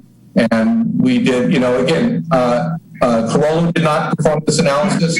This was all done by Phelons, Black & Veatch, and Earth Systems Pacific. We're kind of on the sideline, not being on the design build team. So all these folks undertook this analysis. And so are they responsible for any of this overage then? Sorry, again, it's not my area of expertise. No, it's a wonderful question. And a point of, we don't lightly, recommend the $850,000. We have been debating and disputing, I might say, points of contention involved in this. There's still some debate. We don't have them fully endorsing the idea that this is a continuation of the old slide. We believe it is, but they don't fully endorse that concept. But we're just trying to put a package together, the best cost we can for the city, and recommend a remediation. Okay, well, this is, again, just, my personal and uneducated opinion, but if there's still debate going on, it seems premature to ask the city to cover those costs. Well, those debates we've all come to terms on those, and we have negotiated. Their price at one point was $1.2 million to mitigate this, so both sides have come to an amicable center, I believe. We wouldn't be recommending a resolution that we were not confident of. Now, I'm going to ask Rob Leivik to comment on why the city is responsible for paying for the slip.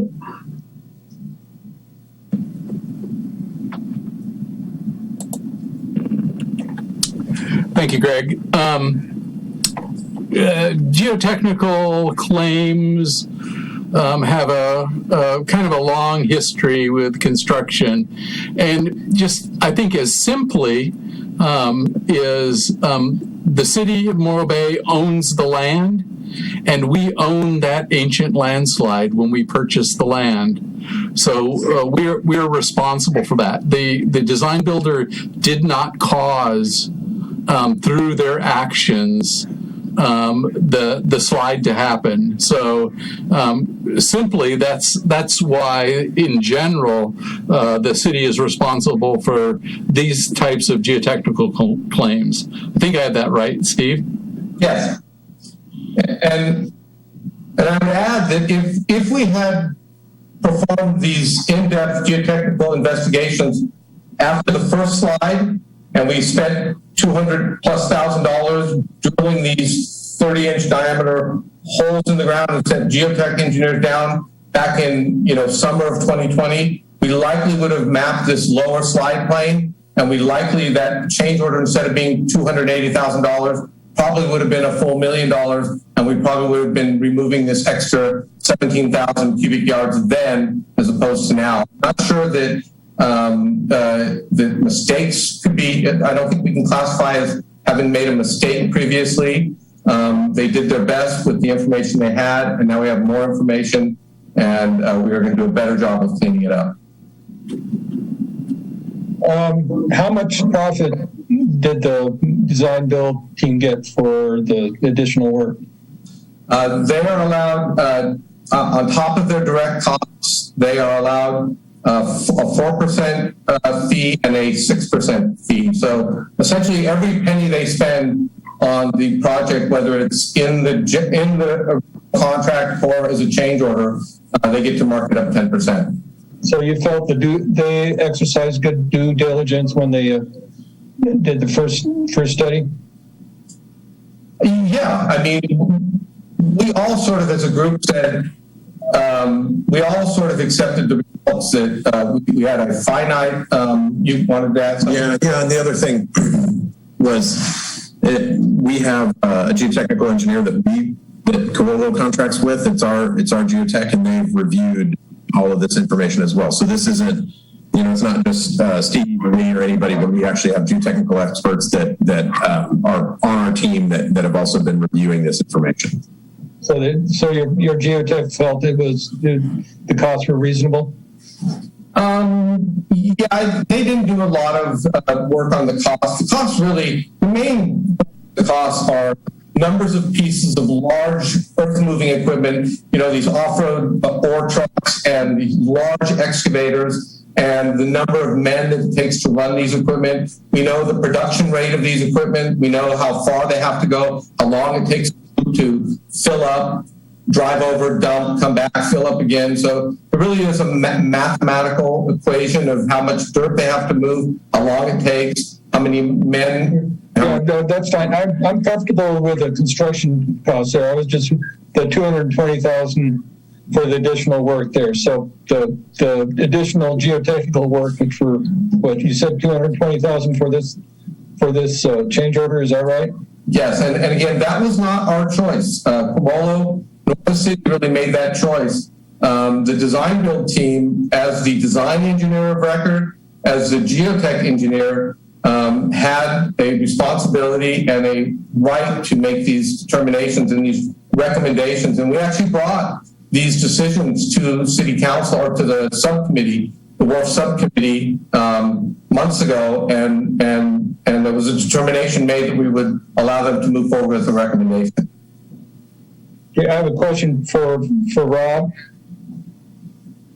Is so this no, not Paul, but Rob Livick. Are you comfortable with the additional geotechnical costs?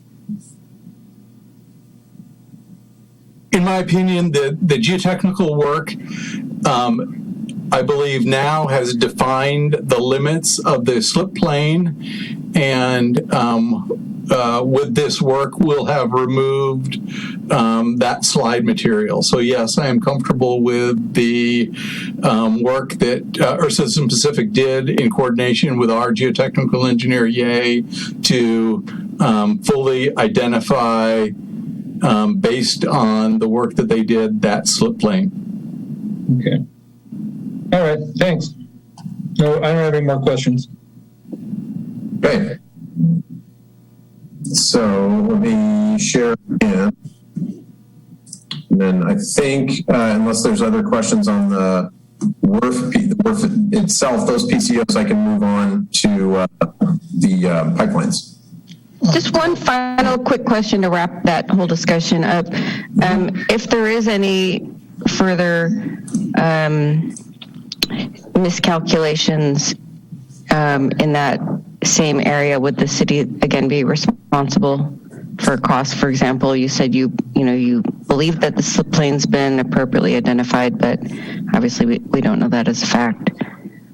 I would I think there may be an answer that can be interpreted to that question from what has already been said, but I would ask that that is not a question that we answer in this setting because that could jeopardize the city's position in any kind of future negotiations.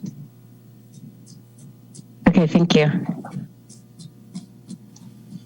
Okay. So the next item in front of the board here is the amendment to the Waterworks agreement.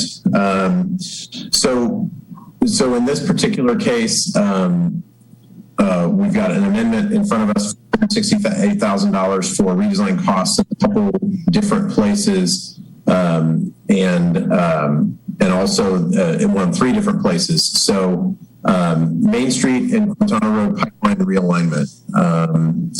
So this is an area in Main Street and Cortana Road. There's a parking lot. It sits behind a retaining wall in this area that we routed the pipelines through this area with two main goals in mind. The first goal being avoid constructing in the intersection of Main and Cortana. One of the early design submittals that Waterworks gave us, pipeline going through there. Once the city and program management team reviewed that design, we determined that the route would be to run it through that parking lot. At that time that was done, we needed to seek variance from Division of Drinking Water for the separation requirements. So as we met with Division of Drinking Water through the design process, we presented that a number of times to them, and they never really commented on it because we cased the pipe, the purified water line, and we thought we would be able to get away with it to have a closer separation or have the pipelines be closer together because of that casing. After Division of Drinking Water formally responded to us, they denied the request for that variance, and we've had to push those pipes further toward the intersection and into a taller part of that retaining wall. One of the original objectives was to go through a shorter part of the retaining wall so we didn't disturb as much of it. So we've had to, Waterworks had to redesign this area and send it back through DDW for approval. So that was one element. Another element of their amendment here is the redesign of what we call California Slow 16, which is an area. It's basically Lila Kaiser Park, where the pipelines are routed through Lila Kaiser Park. Let me pull up the presentation here and show you where Slow 16. So what we call California Slow 16 is this area, Lila Kaiser, where the pipelines run along Highway 1. After we completed, through the end design, completed a very extensive archaeological investigation so that we could submit that through the US EPA and the State Historic Preservation Office. We were better able to map this area. This area had been poorly defined. The border, the boundary on the east side and north side had been poorly defined. Once that investigation was completed, archaeologists with Far Western determined that the deposit was much more extensive than was originally mapped or believed, that the pipelines were actually running right through the middle of a very, very rich deposit of archaeological and cultural resources. So through that process, Waterworks has redesigned this, the alignment in this area to raise it up in elevation above those deposits. And through that process, we've had to work closely with Caltrans on revising our encroachment permit that allows for the construction of those pipelines. And so this particular element of Waterworks amendment has been to look at options in this area for avoiding that those archaeological resources and cultural resources, and to minimize any impact we might have on those particular resources. So as it stands, Caltrans has approved the redesign, and we are now moving forward with additional development of a monitoring and mitigation plan that we're working with the State Historic Preservation Office and the tribes to get this moving and to be able to cut anvil loose to be able to construct in this area.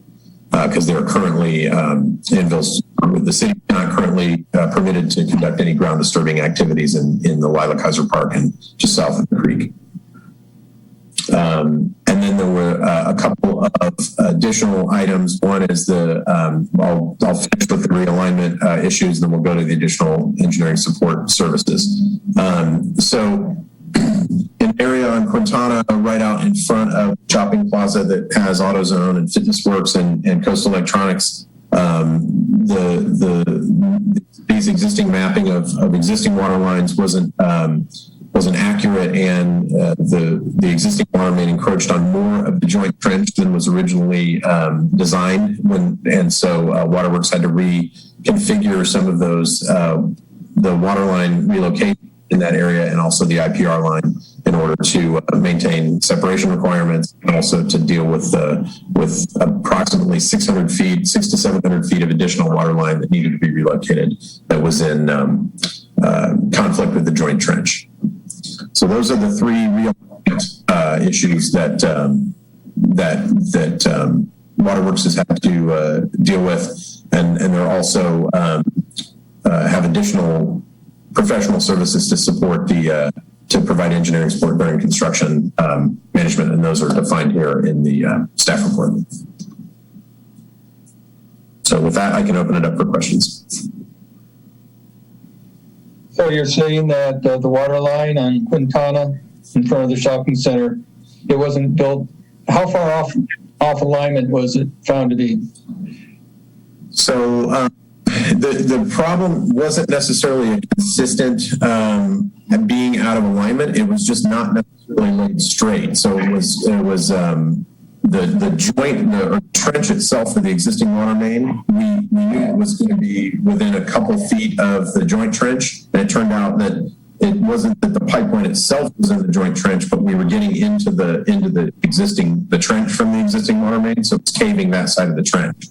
So it was probably maybe 2 to 3 feet from where the as-built had shown it, but not consistently along that alignment. It was in various places where it would, what our design engineer, he gave me the phrase, wowed out toward the joint trench. So. Okay. So this was some utility works, which, the information we had said it was laid out in a radius, and it wasn't. Right. Meander. Okay. Meander. What sort of material are we talking about? It was this existing pipe. PVC. PVC. And then the other question, which I was noticing, is that I would have had Quintana closed in front of that shopping center a couple of weeks earlier than it seems to be done right now. Is there a reason that paving hasn't been completed yet out there? They are, I think they're doing a good, normally with paving jobs, as you all know, you wait and bring your stuff in when you've got a good amount of work for them to do. And that's what I believe they're going to push the joint trench closer to the roundabout before they bring their paving sub in to complete that work. So are we going to have any sort of temporary fill in that 6-inch deep trench? Or they're going to cover it, or is there going to be any sort of traffic allowed over that trench? They plan on paving within a month. Yeah, within the month. That right now, they got to place the ag base and then get the paving in. And are they waiting to do that? All the pipes are up to the roundabout? I think they want to get a little closer to the roundabout. Right. And then what will happen is they'll open up that area behind them. They'll be open up to traffic as they can do that. Are the businesses up to date on the status for full access on Quintana? We haven't released a construction notice recently, but we do field questions from them occasionally, and we have been in close communication with them all along as we've moved the trench toward the roundabout. But we haven't updated them recently on what the schedule is to get traffic back. But we have told them that there will be another crew coming by to lay that IPR line, the purified water line, after the joint trench work is done. That'll be a separate crew. And we're working with Anvil on the sequencing of that construction. And right now we believe that Anvil is listening to us when we say, stay in that zone that you're in now and start laying the IPR line back toward Main Street, and don't jump around and burden folks twice. Just keep the keep that traffic control in place, get the IPR line, and then work toward Main Street after that. So let me ask you, so this is we're talking about the westbound lane. You're going to pave that, and then the water line will be in the eastbound lane. Correct. Right? Okay. Correct. Yes, it's a different traffic setup. We are going to pave the westbound lane, right? That's correct. That's what you're talking about. Yeah. Okay. Yeah, we have to get a drivable surface on there before we can do the IPR line.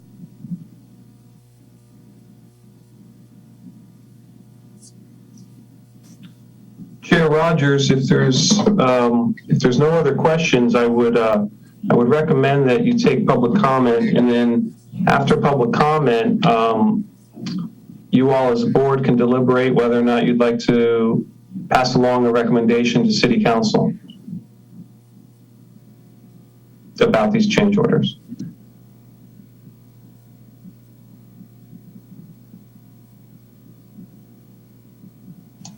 Is there anybody in the queue that would like to make a public comment? Thank you, Chair. I see Betty Winholtz has just raised her hand. Betty, you are unmuted. Thank you. This is Betty Winholtz again, hopefully for the last time this evening. I have 3 areas of comment. One, I'd like an interpretation of the bottom of page 1 of the staff report, where it says the budget is not impacted, but does go up $1.2 million.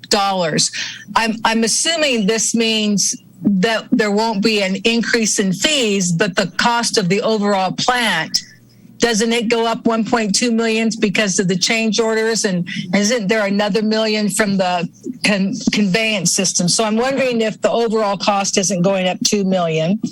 My second point does go back to the landslide that you've talked about. And it seems to me, as a ratepayer who paid for the first landslide and now you're asking us to pay for the second one, it seems to me this should have been ferreted out with the geological people from either the design build team in the beginning, if not the geological people later on. And so just let me express my frustration that that is a city responsibility. And then my third and last point and or question, excuse me, has to do with all these change orders and things. Are we letting the WIFIA people know what's going on? Because it seems to me that there's a clause in there that does talk about that. That says the city's notice shall demonstrate that the proposed increase is consistent with the provisions of this agreement, is necessary or beneficial to the project. And so are these changes necessary and beneficial for the project that we submitted to them? Or are these just some desirable things? For instance, is the landslide fix eligible for them to pay for, or is it not? And is the storm event from January 2021 as part of that? How does that fit into the paying of this project? Okay, thank you.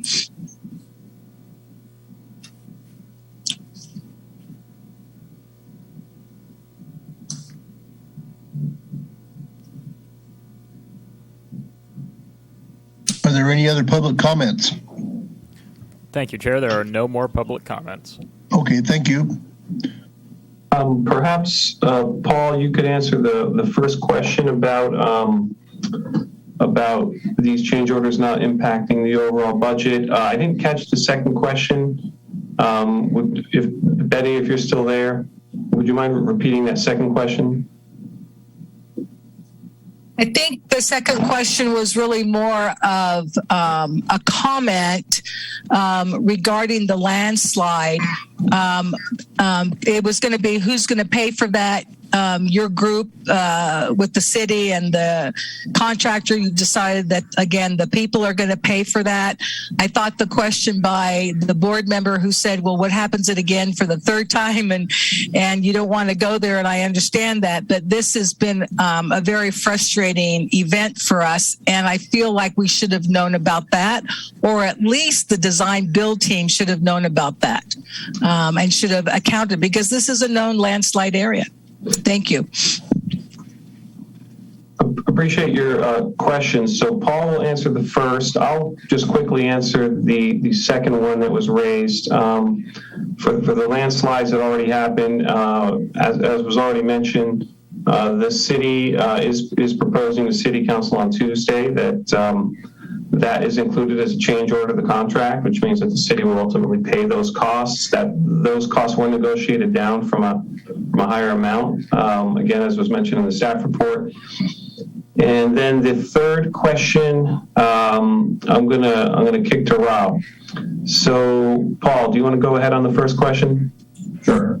Let me make sure I'm not muted. So, with these changes, the overall budget for the program does not increase. So, in other words, we're still within the budget.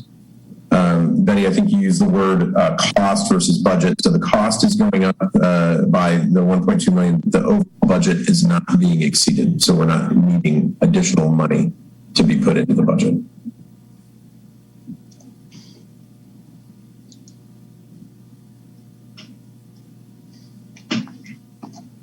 Maybe, Paul, to help clarify, is that because of buffers built into the budget? Correct. Thank you for asking that. That's what we still have contingency remaining.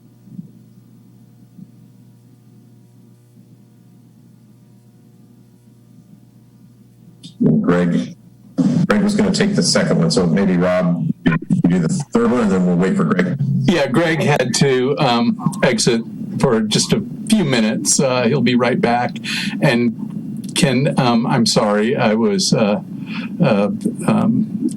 not being as attentive as I should. The third question was... It has to do with the WIFIA changes being necessary and beneficial. They have to be reported to WIFIA.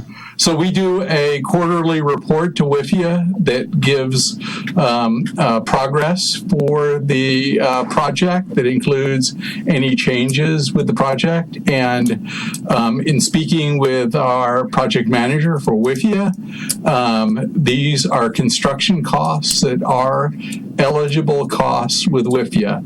Just want to point out that the WIFIA is a fixed amount loan, 61 million and change. So WIFIA is not lending us more than $61 million for the project, and the remaining portion is made up with proposed to be made up with 100% SRF, although I'm sure the city will pay a small amount of cash for some minor items. So recapping, yes, it is eligible costs, and WIFIA is apprised with construction progress and changes through the quarterly reporting process. And I think Greg has made it back, so. Yes, thank you, Paul and Rob. And again, Chair, I suggest that unless there's any further questions, that the advisory board deliberate on what was presented in the staff report and by Paul Amico, and consider a recommendation to City Council regarding these amendments and change orders. Okay. Are you going to comment on the $825,000 frustration? I did make a comment on that. That is something that staff is recommending to City Council to accept as a change order, which means that the city would pay for that $825,000 of work that went into the soil slip. And that's part of the contingency, as I understand it.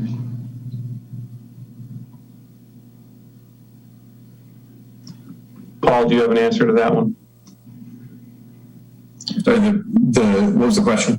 Well, these. I mean, we have $1,132,000. Okay, and is this part of the contingency? There's no change to the overall contract. Correct. Yes, this is coming out of the contingency, program contingency. And how much is left of our contingency? This is where I am going to get over my skis. I focus primarily on the pipelines, and so my colleague Kyle Rohr would normally answer this question. Robert, Greg, do you all have those numbers in front of you? I don't have the quarterly report. I don't have that in front of me. Robert, Joe, do you have that? If not, we can send an update tomorrow to the PWAB with that information. Okay. Nope, sorry, I don't have that report easily accessible right here. Okay, are there any other comments on this item? Well, so this is Lori Beal. I just would say that I was wanting, trying to explore a few questions based on the comments we received from the public and, concerns that we've heard. I don't feel at this point that I understand the details well enough to actually, recommend against the proposal or anything of that sort. I also am not clear if the concern is significant enough that it would warrant further discussion before a final decision by City Council. So I'm going to just abstain on this issue going forward, and unless anyone else has other comments. Thank you. Okay, John. I'm going to let staff defend the change orders. Like Lori said, I didn't see enough information that I could develop a real opinion of it. It seems sort of reasonable, but I don't know how discussions went with the contractor and the project manager. But it's probably within 100,000 one way or the other that they really owe.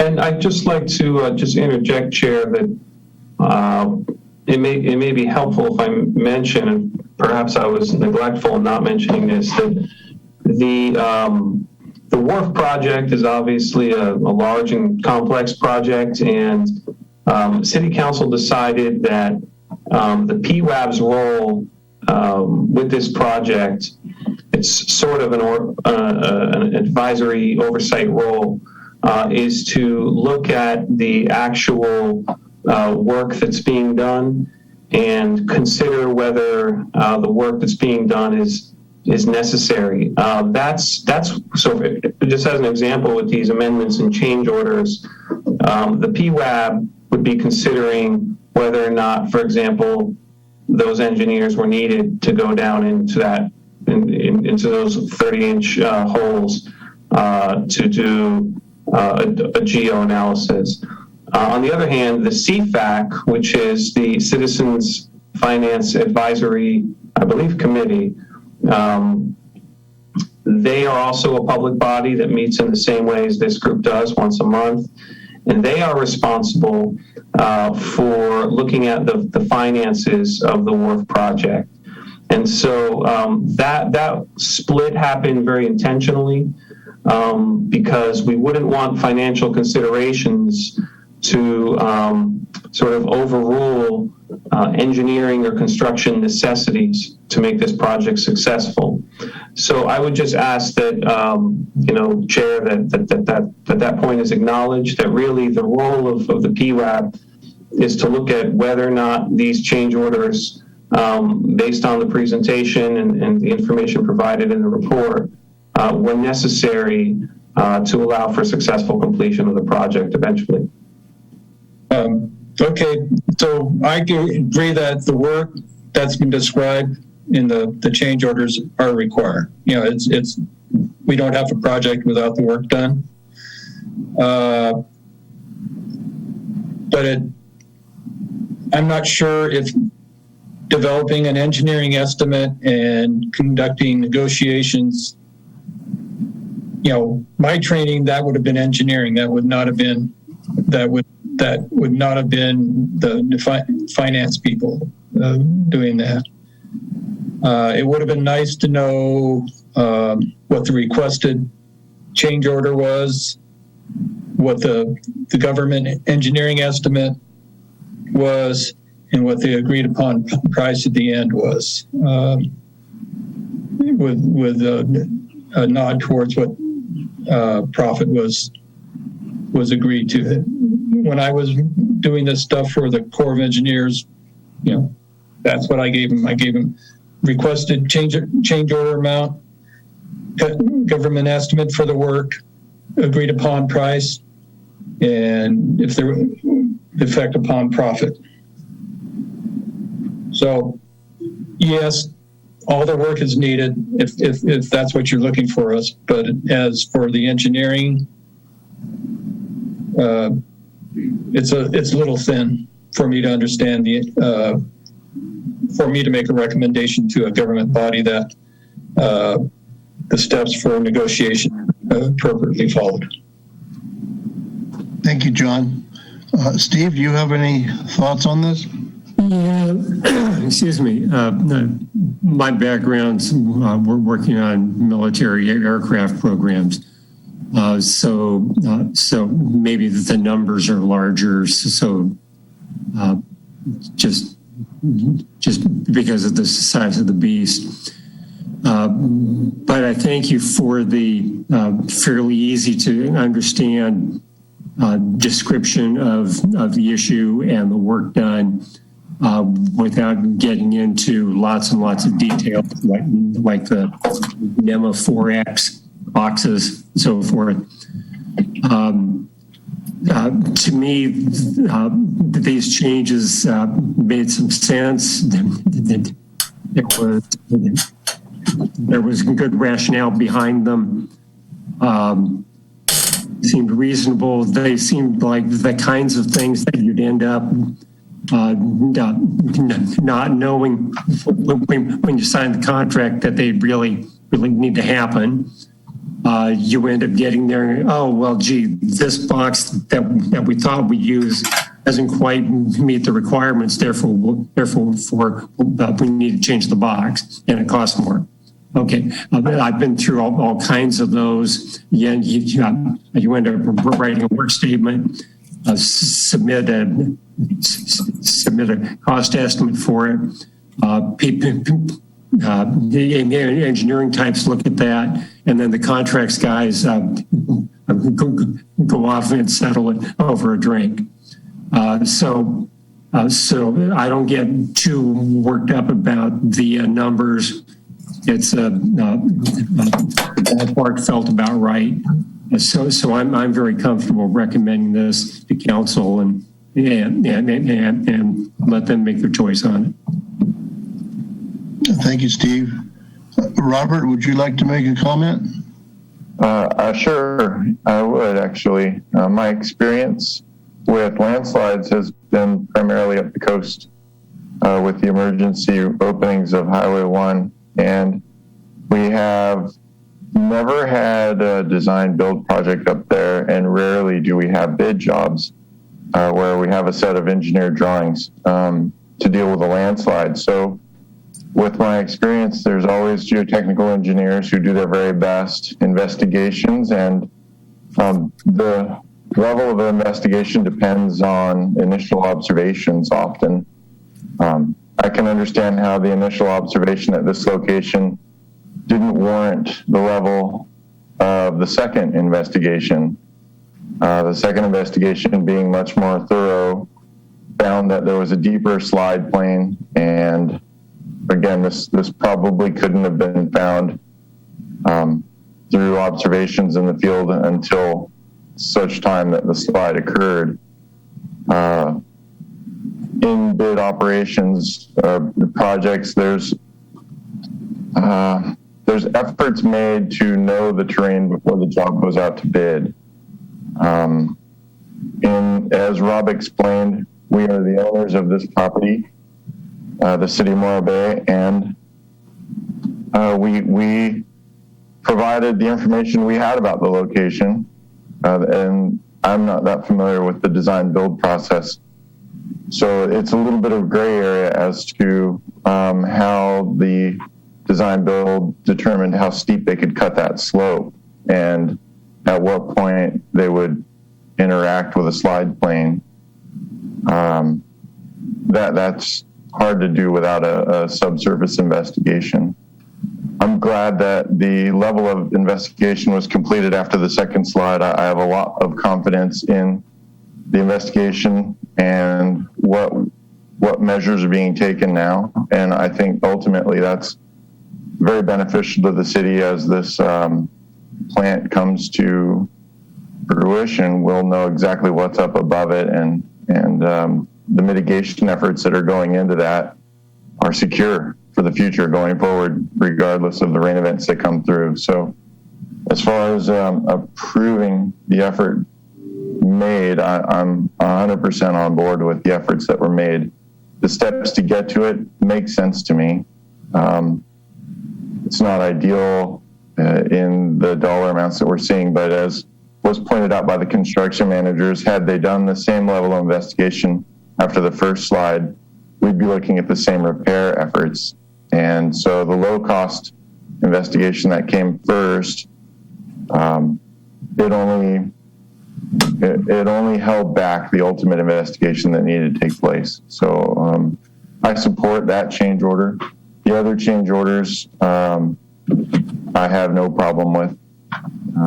And going forward, I would definitely recommend that we as a board support the determination of the city on this.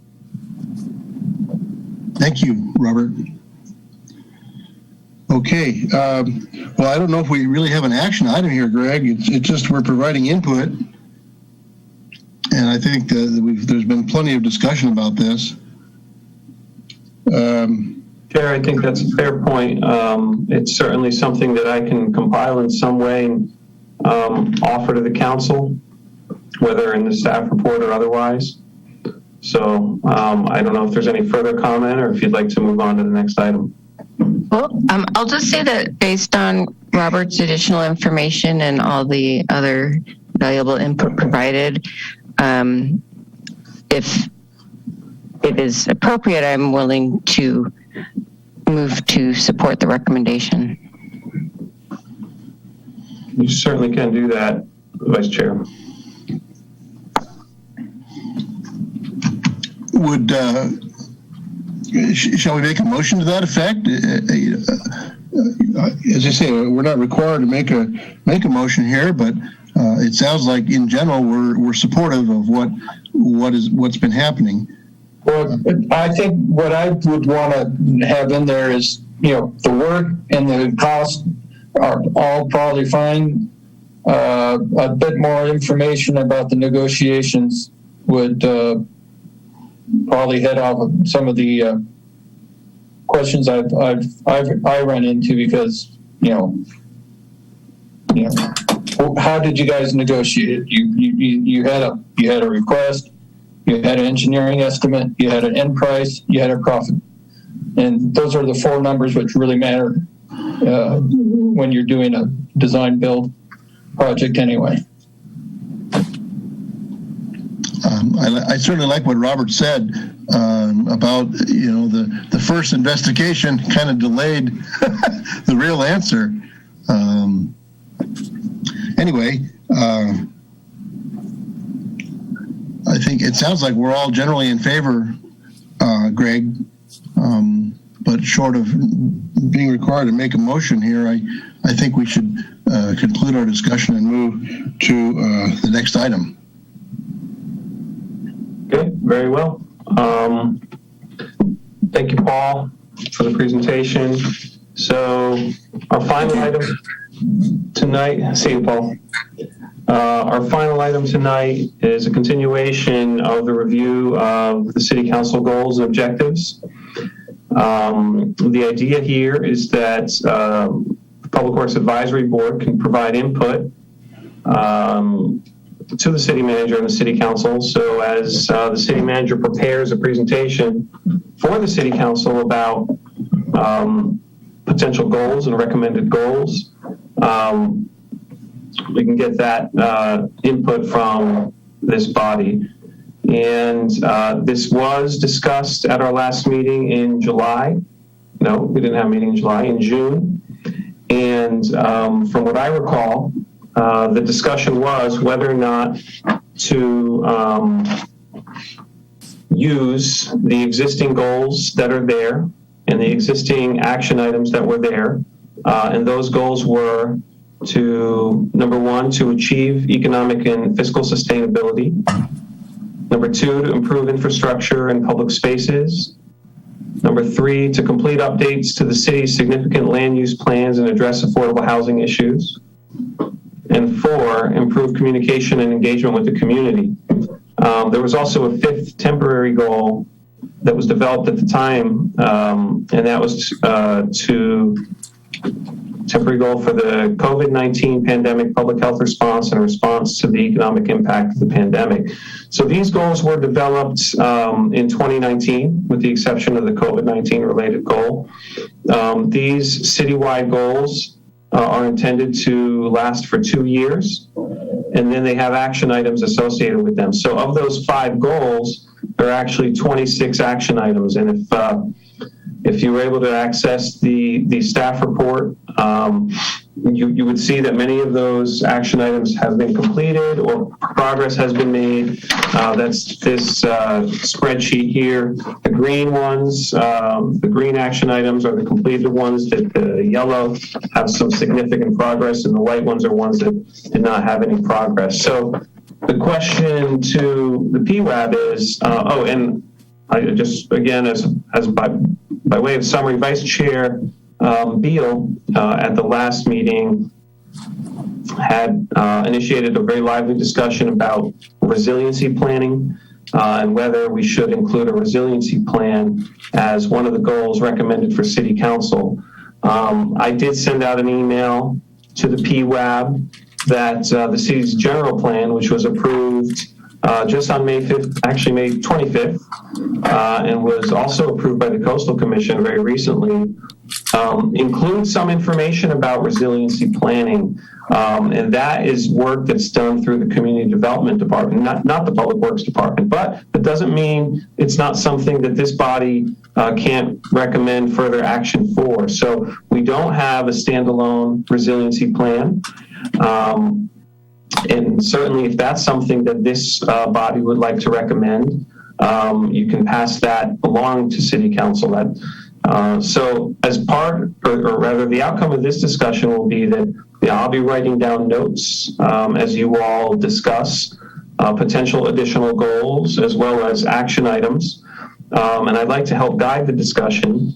And then I'll compile those notes and offer them to the city manager, and the city manager will receive that input and then present these items to the City Council. So with that said, the first question is, do we like the 4 goals as they stand?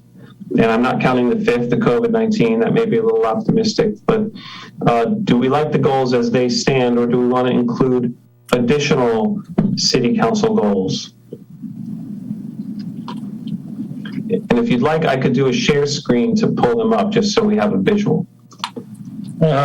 Actually, yeah, I like the goals that you have, and COVID, that's going to go away anyway. But the 4 goals are the basic requirements. I have some actions I'd want to add to them. Well, no, hold on now. What Lori brought up, which I think is very pertinent, COVID was the immediate issue, but I think the overall issue that we were discussing was, what happens if something else comes along, and I think that the issue that Los Osos is facing, that I mentioned earlier in the meeting, is just one, people who have lost their homes. Okay, so there's a lot more to it than just the COVID. Okay, so I think item 5, resiliency, almost needs to be its own issue, and I think, as Greg said, we may very well want to keep that on our radar and continue this discussion, because I think it is important for the long-term impacts on our city.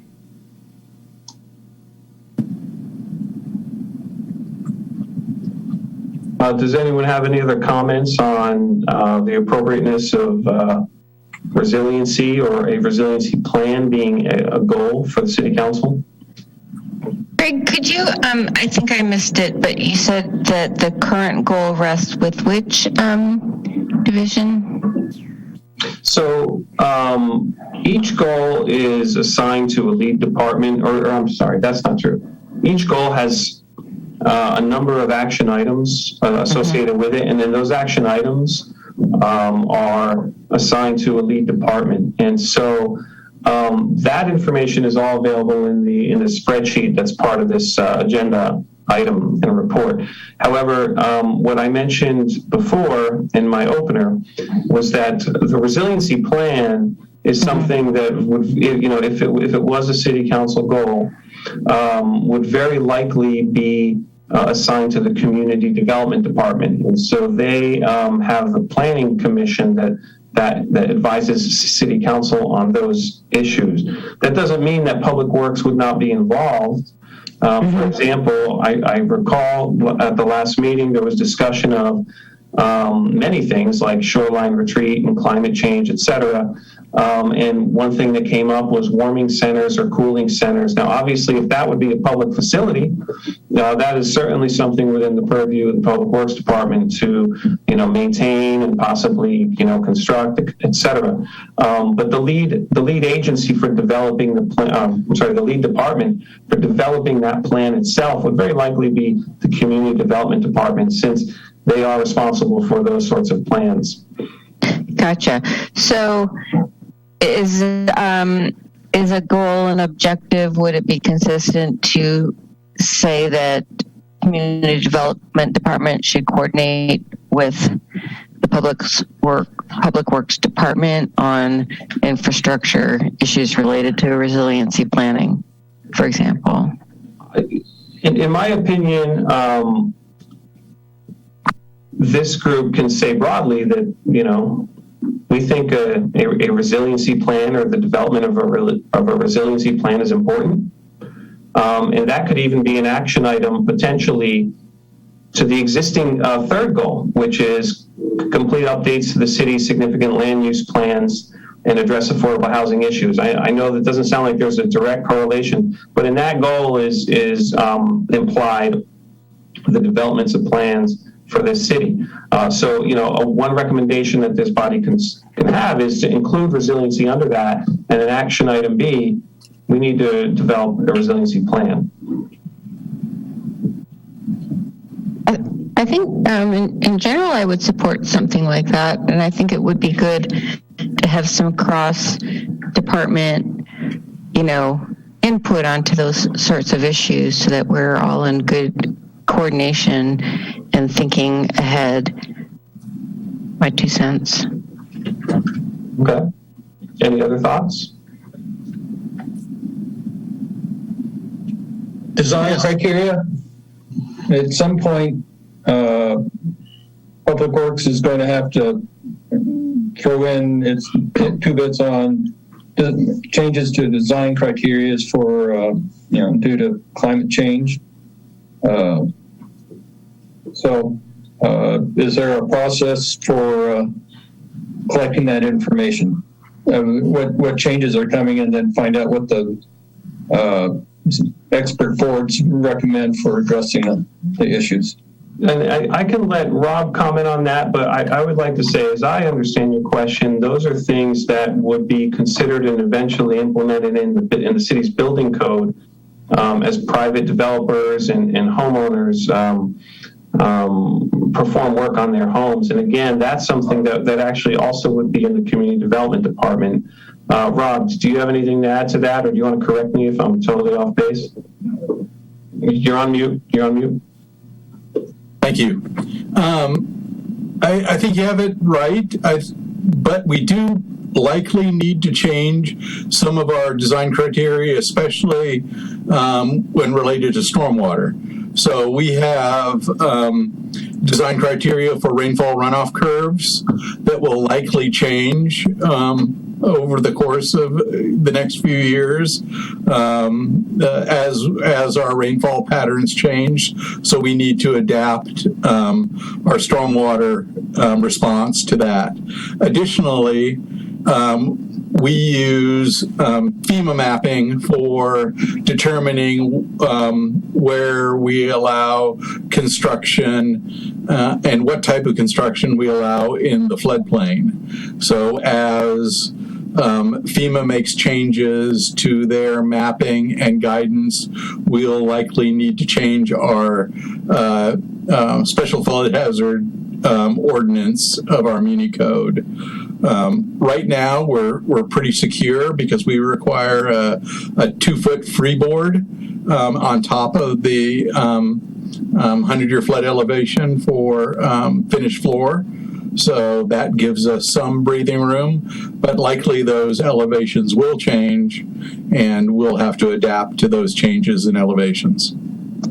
Hey, Rob, if you don't mind my asking in that regard, does the city, so you said there's a 2-foot additional freeboard, but otherwise, is there any additional mapping layers that the city uses, or is it solely relying on FEMA? Because one thing that I do know through my other life and work is that FEMA maps are based on historic data and do not account for climate change at this point in time, which is a pretty big hole in the program that's pretty widely acknowledged. That's correct. In fact, not long ago, I attended a FEMA workshop and asked that question, whether the new mapping would include climate change in them, and they said no. They model it based on historic data, and that's how they determine those historic flood elevations. We do have modeling commissioned by the California Coastal Commission on sea level rise. We did our own finite element model when we were working on the wastewater treatment plant that we used a increased sea level rise on top of storm surge to determine what the flood elevation would be when we were proposing reconstructing the plant at the existing site to determine, how much fill we would need to bring in there. So we do not put our heads in the sand when we're looking at our infrastructure projects and looking at future conditions. Because this infrastructure will be here long after I'm not here, and hopefully that infrastructure is resilient enough to support this community, children and grandchildren. Thank you for raising those points, Vice Chair Beal and Rob. I hadn't considered those. So certainly we can include a note about departments kind of meeting about these issues as we would look at that plan and working together. That's a great idea. I'd like to also make a comment. One of the other gorillas that's out there is a potential massive earthquake.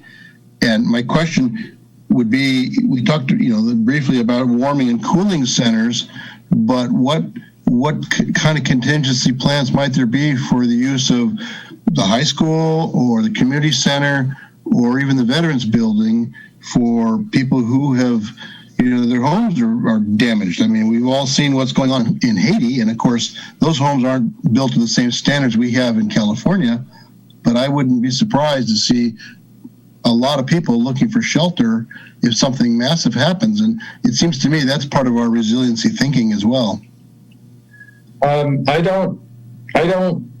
Earthquakes are not a huge issue for our location. Maybe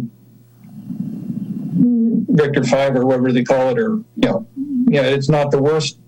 They don't expect a really nasty earthquake here, but I think it's much more likely that some sort of tsunami is going to take out the beach tract and the Embarcadero. And okay, well, rather than debating what might happen, I'm just thinking what Greg suggested is very good. Goal number 3 might be something that we should definitely continue discussing, since all departments are involved, and I think we certainly can have input to this, as well as sea rise and potentially other issues that we're not thinking about right now. So, and I'll just say that likely what would happen, and Rob, I'd be curious as to your input on this, but likely what would happen is if the city council wanted to put together a resiliency plan, that would be something a consultant would coordinate. There'd be public meetings, there would be civic engagement there, and there would obviously be a lot of meetings with the departments that are involved. That would include fire and police as well, because there are public safety issues related to resiliency, and as well as harbor is an obvious one. And so in that process, I think a lot of issues would be considered, including earthquakes and tsunamis and rainfall, et cetera. I don't think that a resiliency plan, and again, Rob, I'd be curious to hear what you think, but I don't think that's something that would be developed out of a department or by city staff solely. There is one goal with an action which, 6 years I've been doing this stuff, I've been watching Rob deal with the pavement deterioration, and we essentially, have underfunded or canceled funding for pavement maintenance over the years. And it's getting to the point where I believe, as an action for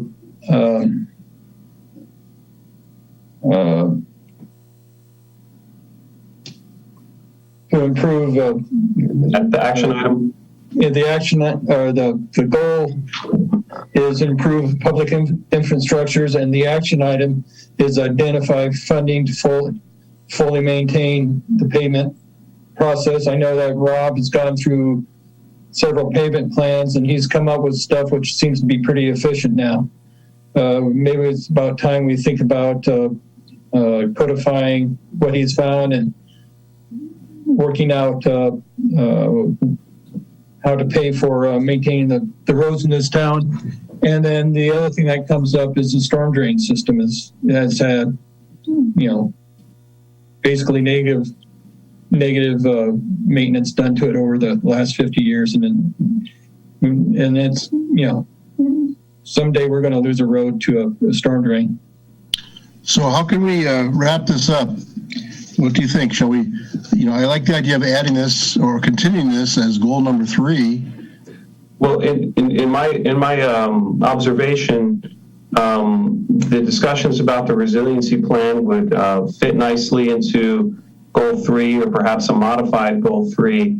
And then the discussions about pavement and storm drain maintenance would easily be incorporated into improving infrastructure. So we can add those as action items: pavement and storm drain maintenance, as well as the development of a resiliency plan. So, but for the, that identifying funding for the maintenance is the biggest issue we've had. We've had that, the tax which we just had. The state provided us some money, and we've got Measure Q, and we've got various measures to do it, but none of it quite covers the gap that we have in maintaining the roads and storm drains. Yeah, that's a good point. So not only, pave the roads, but also look for the money for it. Yeah, money is the big thing. Yeah, got it.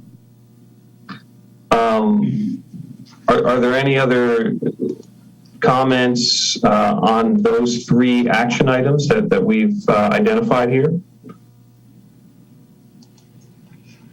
Are there any some new suggestions for action items or goals? Oh no! I've got one that's personal in my heart. I am not part of this body. I support you all, but something that the Public Works Department has been focusing on is maintenance and beautification of the waterfront and the parks. I think there's a lot we can do as a department to, for example, update our trash cans that are out there that look a little rough and weathered, perhaps as a euphemism. There are some issues with bird droppings that can be handled in a variety of ways. Our restroom cleanup can be improved, our public restroom cleanup. And so I would suggest if this board is interested or agrees, I would just advocate that perhaps that is something that could be included as an action item in the existing goal, improve infrastructure in public spaces.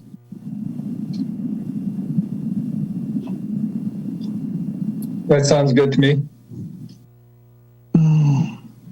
I've lost you guys. I concur with that recommendation. Oh. Oh. We can see you, Doug. I've lost. Somehow I've lost this. No, we still see you. Okay, well, it may have been minimized. I don't know how to get it back. Okay, there it is. Okay, well, all right. So, shall we conclude this item B3? I think we've got a lot of really good ideas here, and it sounds like Greg is going to summarize this for the city council for the planning. I will. I would just throw it out there because this is our last chance. You know, if there's anything else that any member can think of, any board member can think of, now is your time. Well, I think we've got a lot of suggestions here. Okay.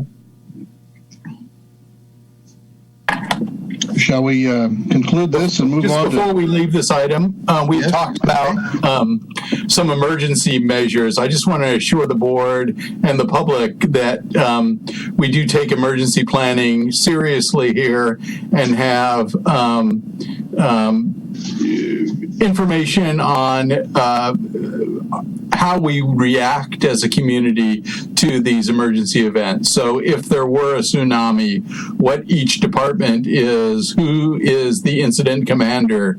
We use the ICS system to manage these incidents and occasionally train on these things also so that we're ready to respond. So we do have emergency plans for, sheltering in case that earthquake happens. Okay.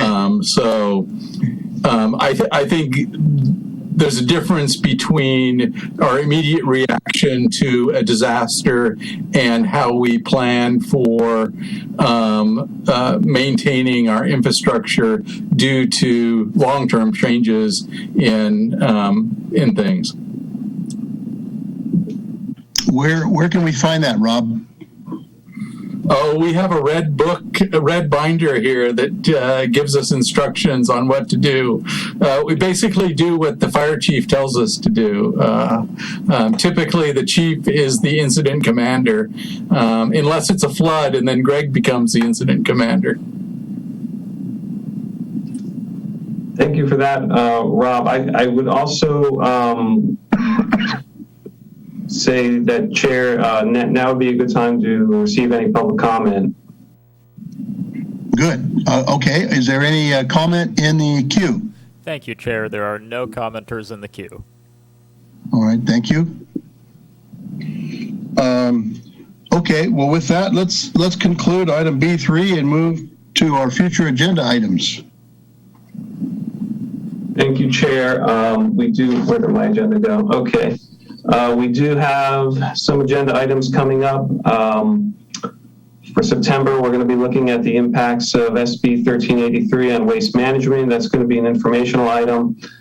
You may have seen some of this stuff in the news and the IWMA and the county pulling out. So there is a lot in flux right now, but we're going to try to bring that in September And then we also talked about, Rob, another item to bring to the PWAB in September, and it's slipping my mind right now. It came up during this meeting. Yeah, we'll need to bring some of the technical information from our 2020 Urban Water Management Plan that we will be forwarding on to Council in their first meeting in October. So we'll be going over some, our consultant WSC will be presenting some of the preliminary findings with our water supply portfolio and how we maintain service of water into the future.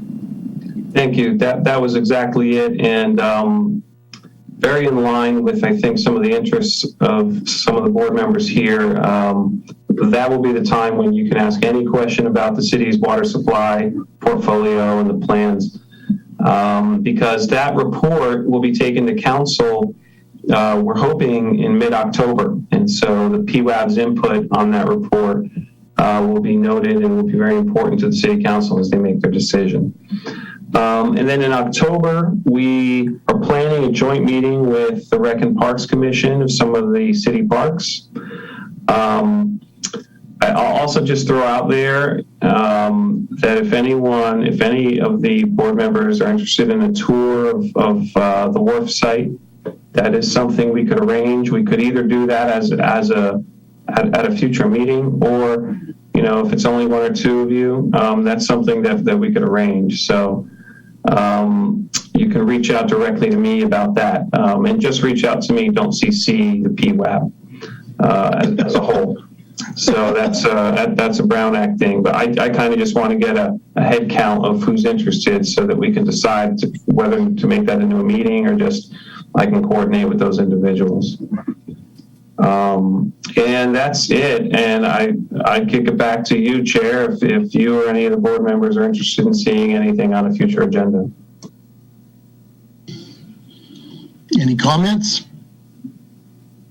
Yeah, yeah, and I just want to let you know that I do have a copy of the One Water Plan. So if the Public Works copy is occupied, I have a copy you can look at too.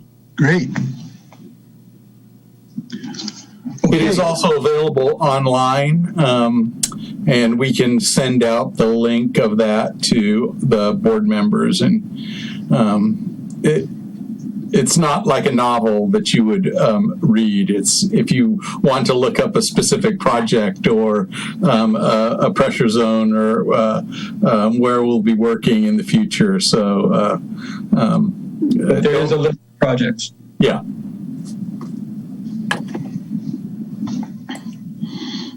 Okay, well, with that, I think we've had a nice, lengthy, good discussion tonight, and I would like to move for adjournment. I will second that. And Doug, what did you say about controlling the length of the meetings? Yeah, right. Thanks a lot.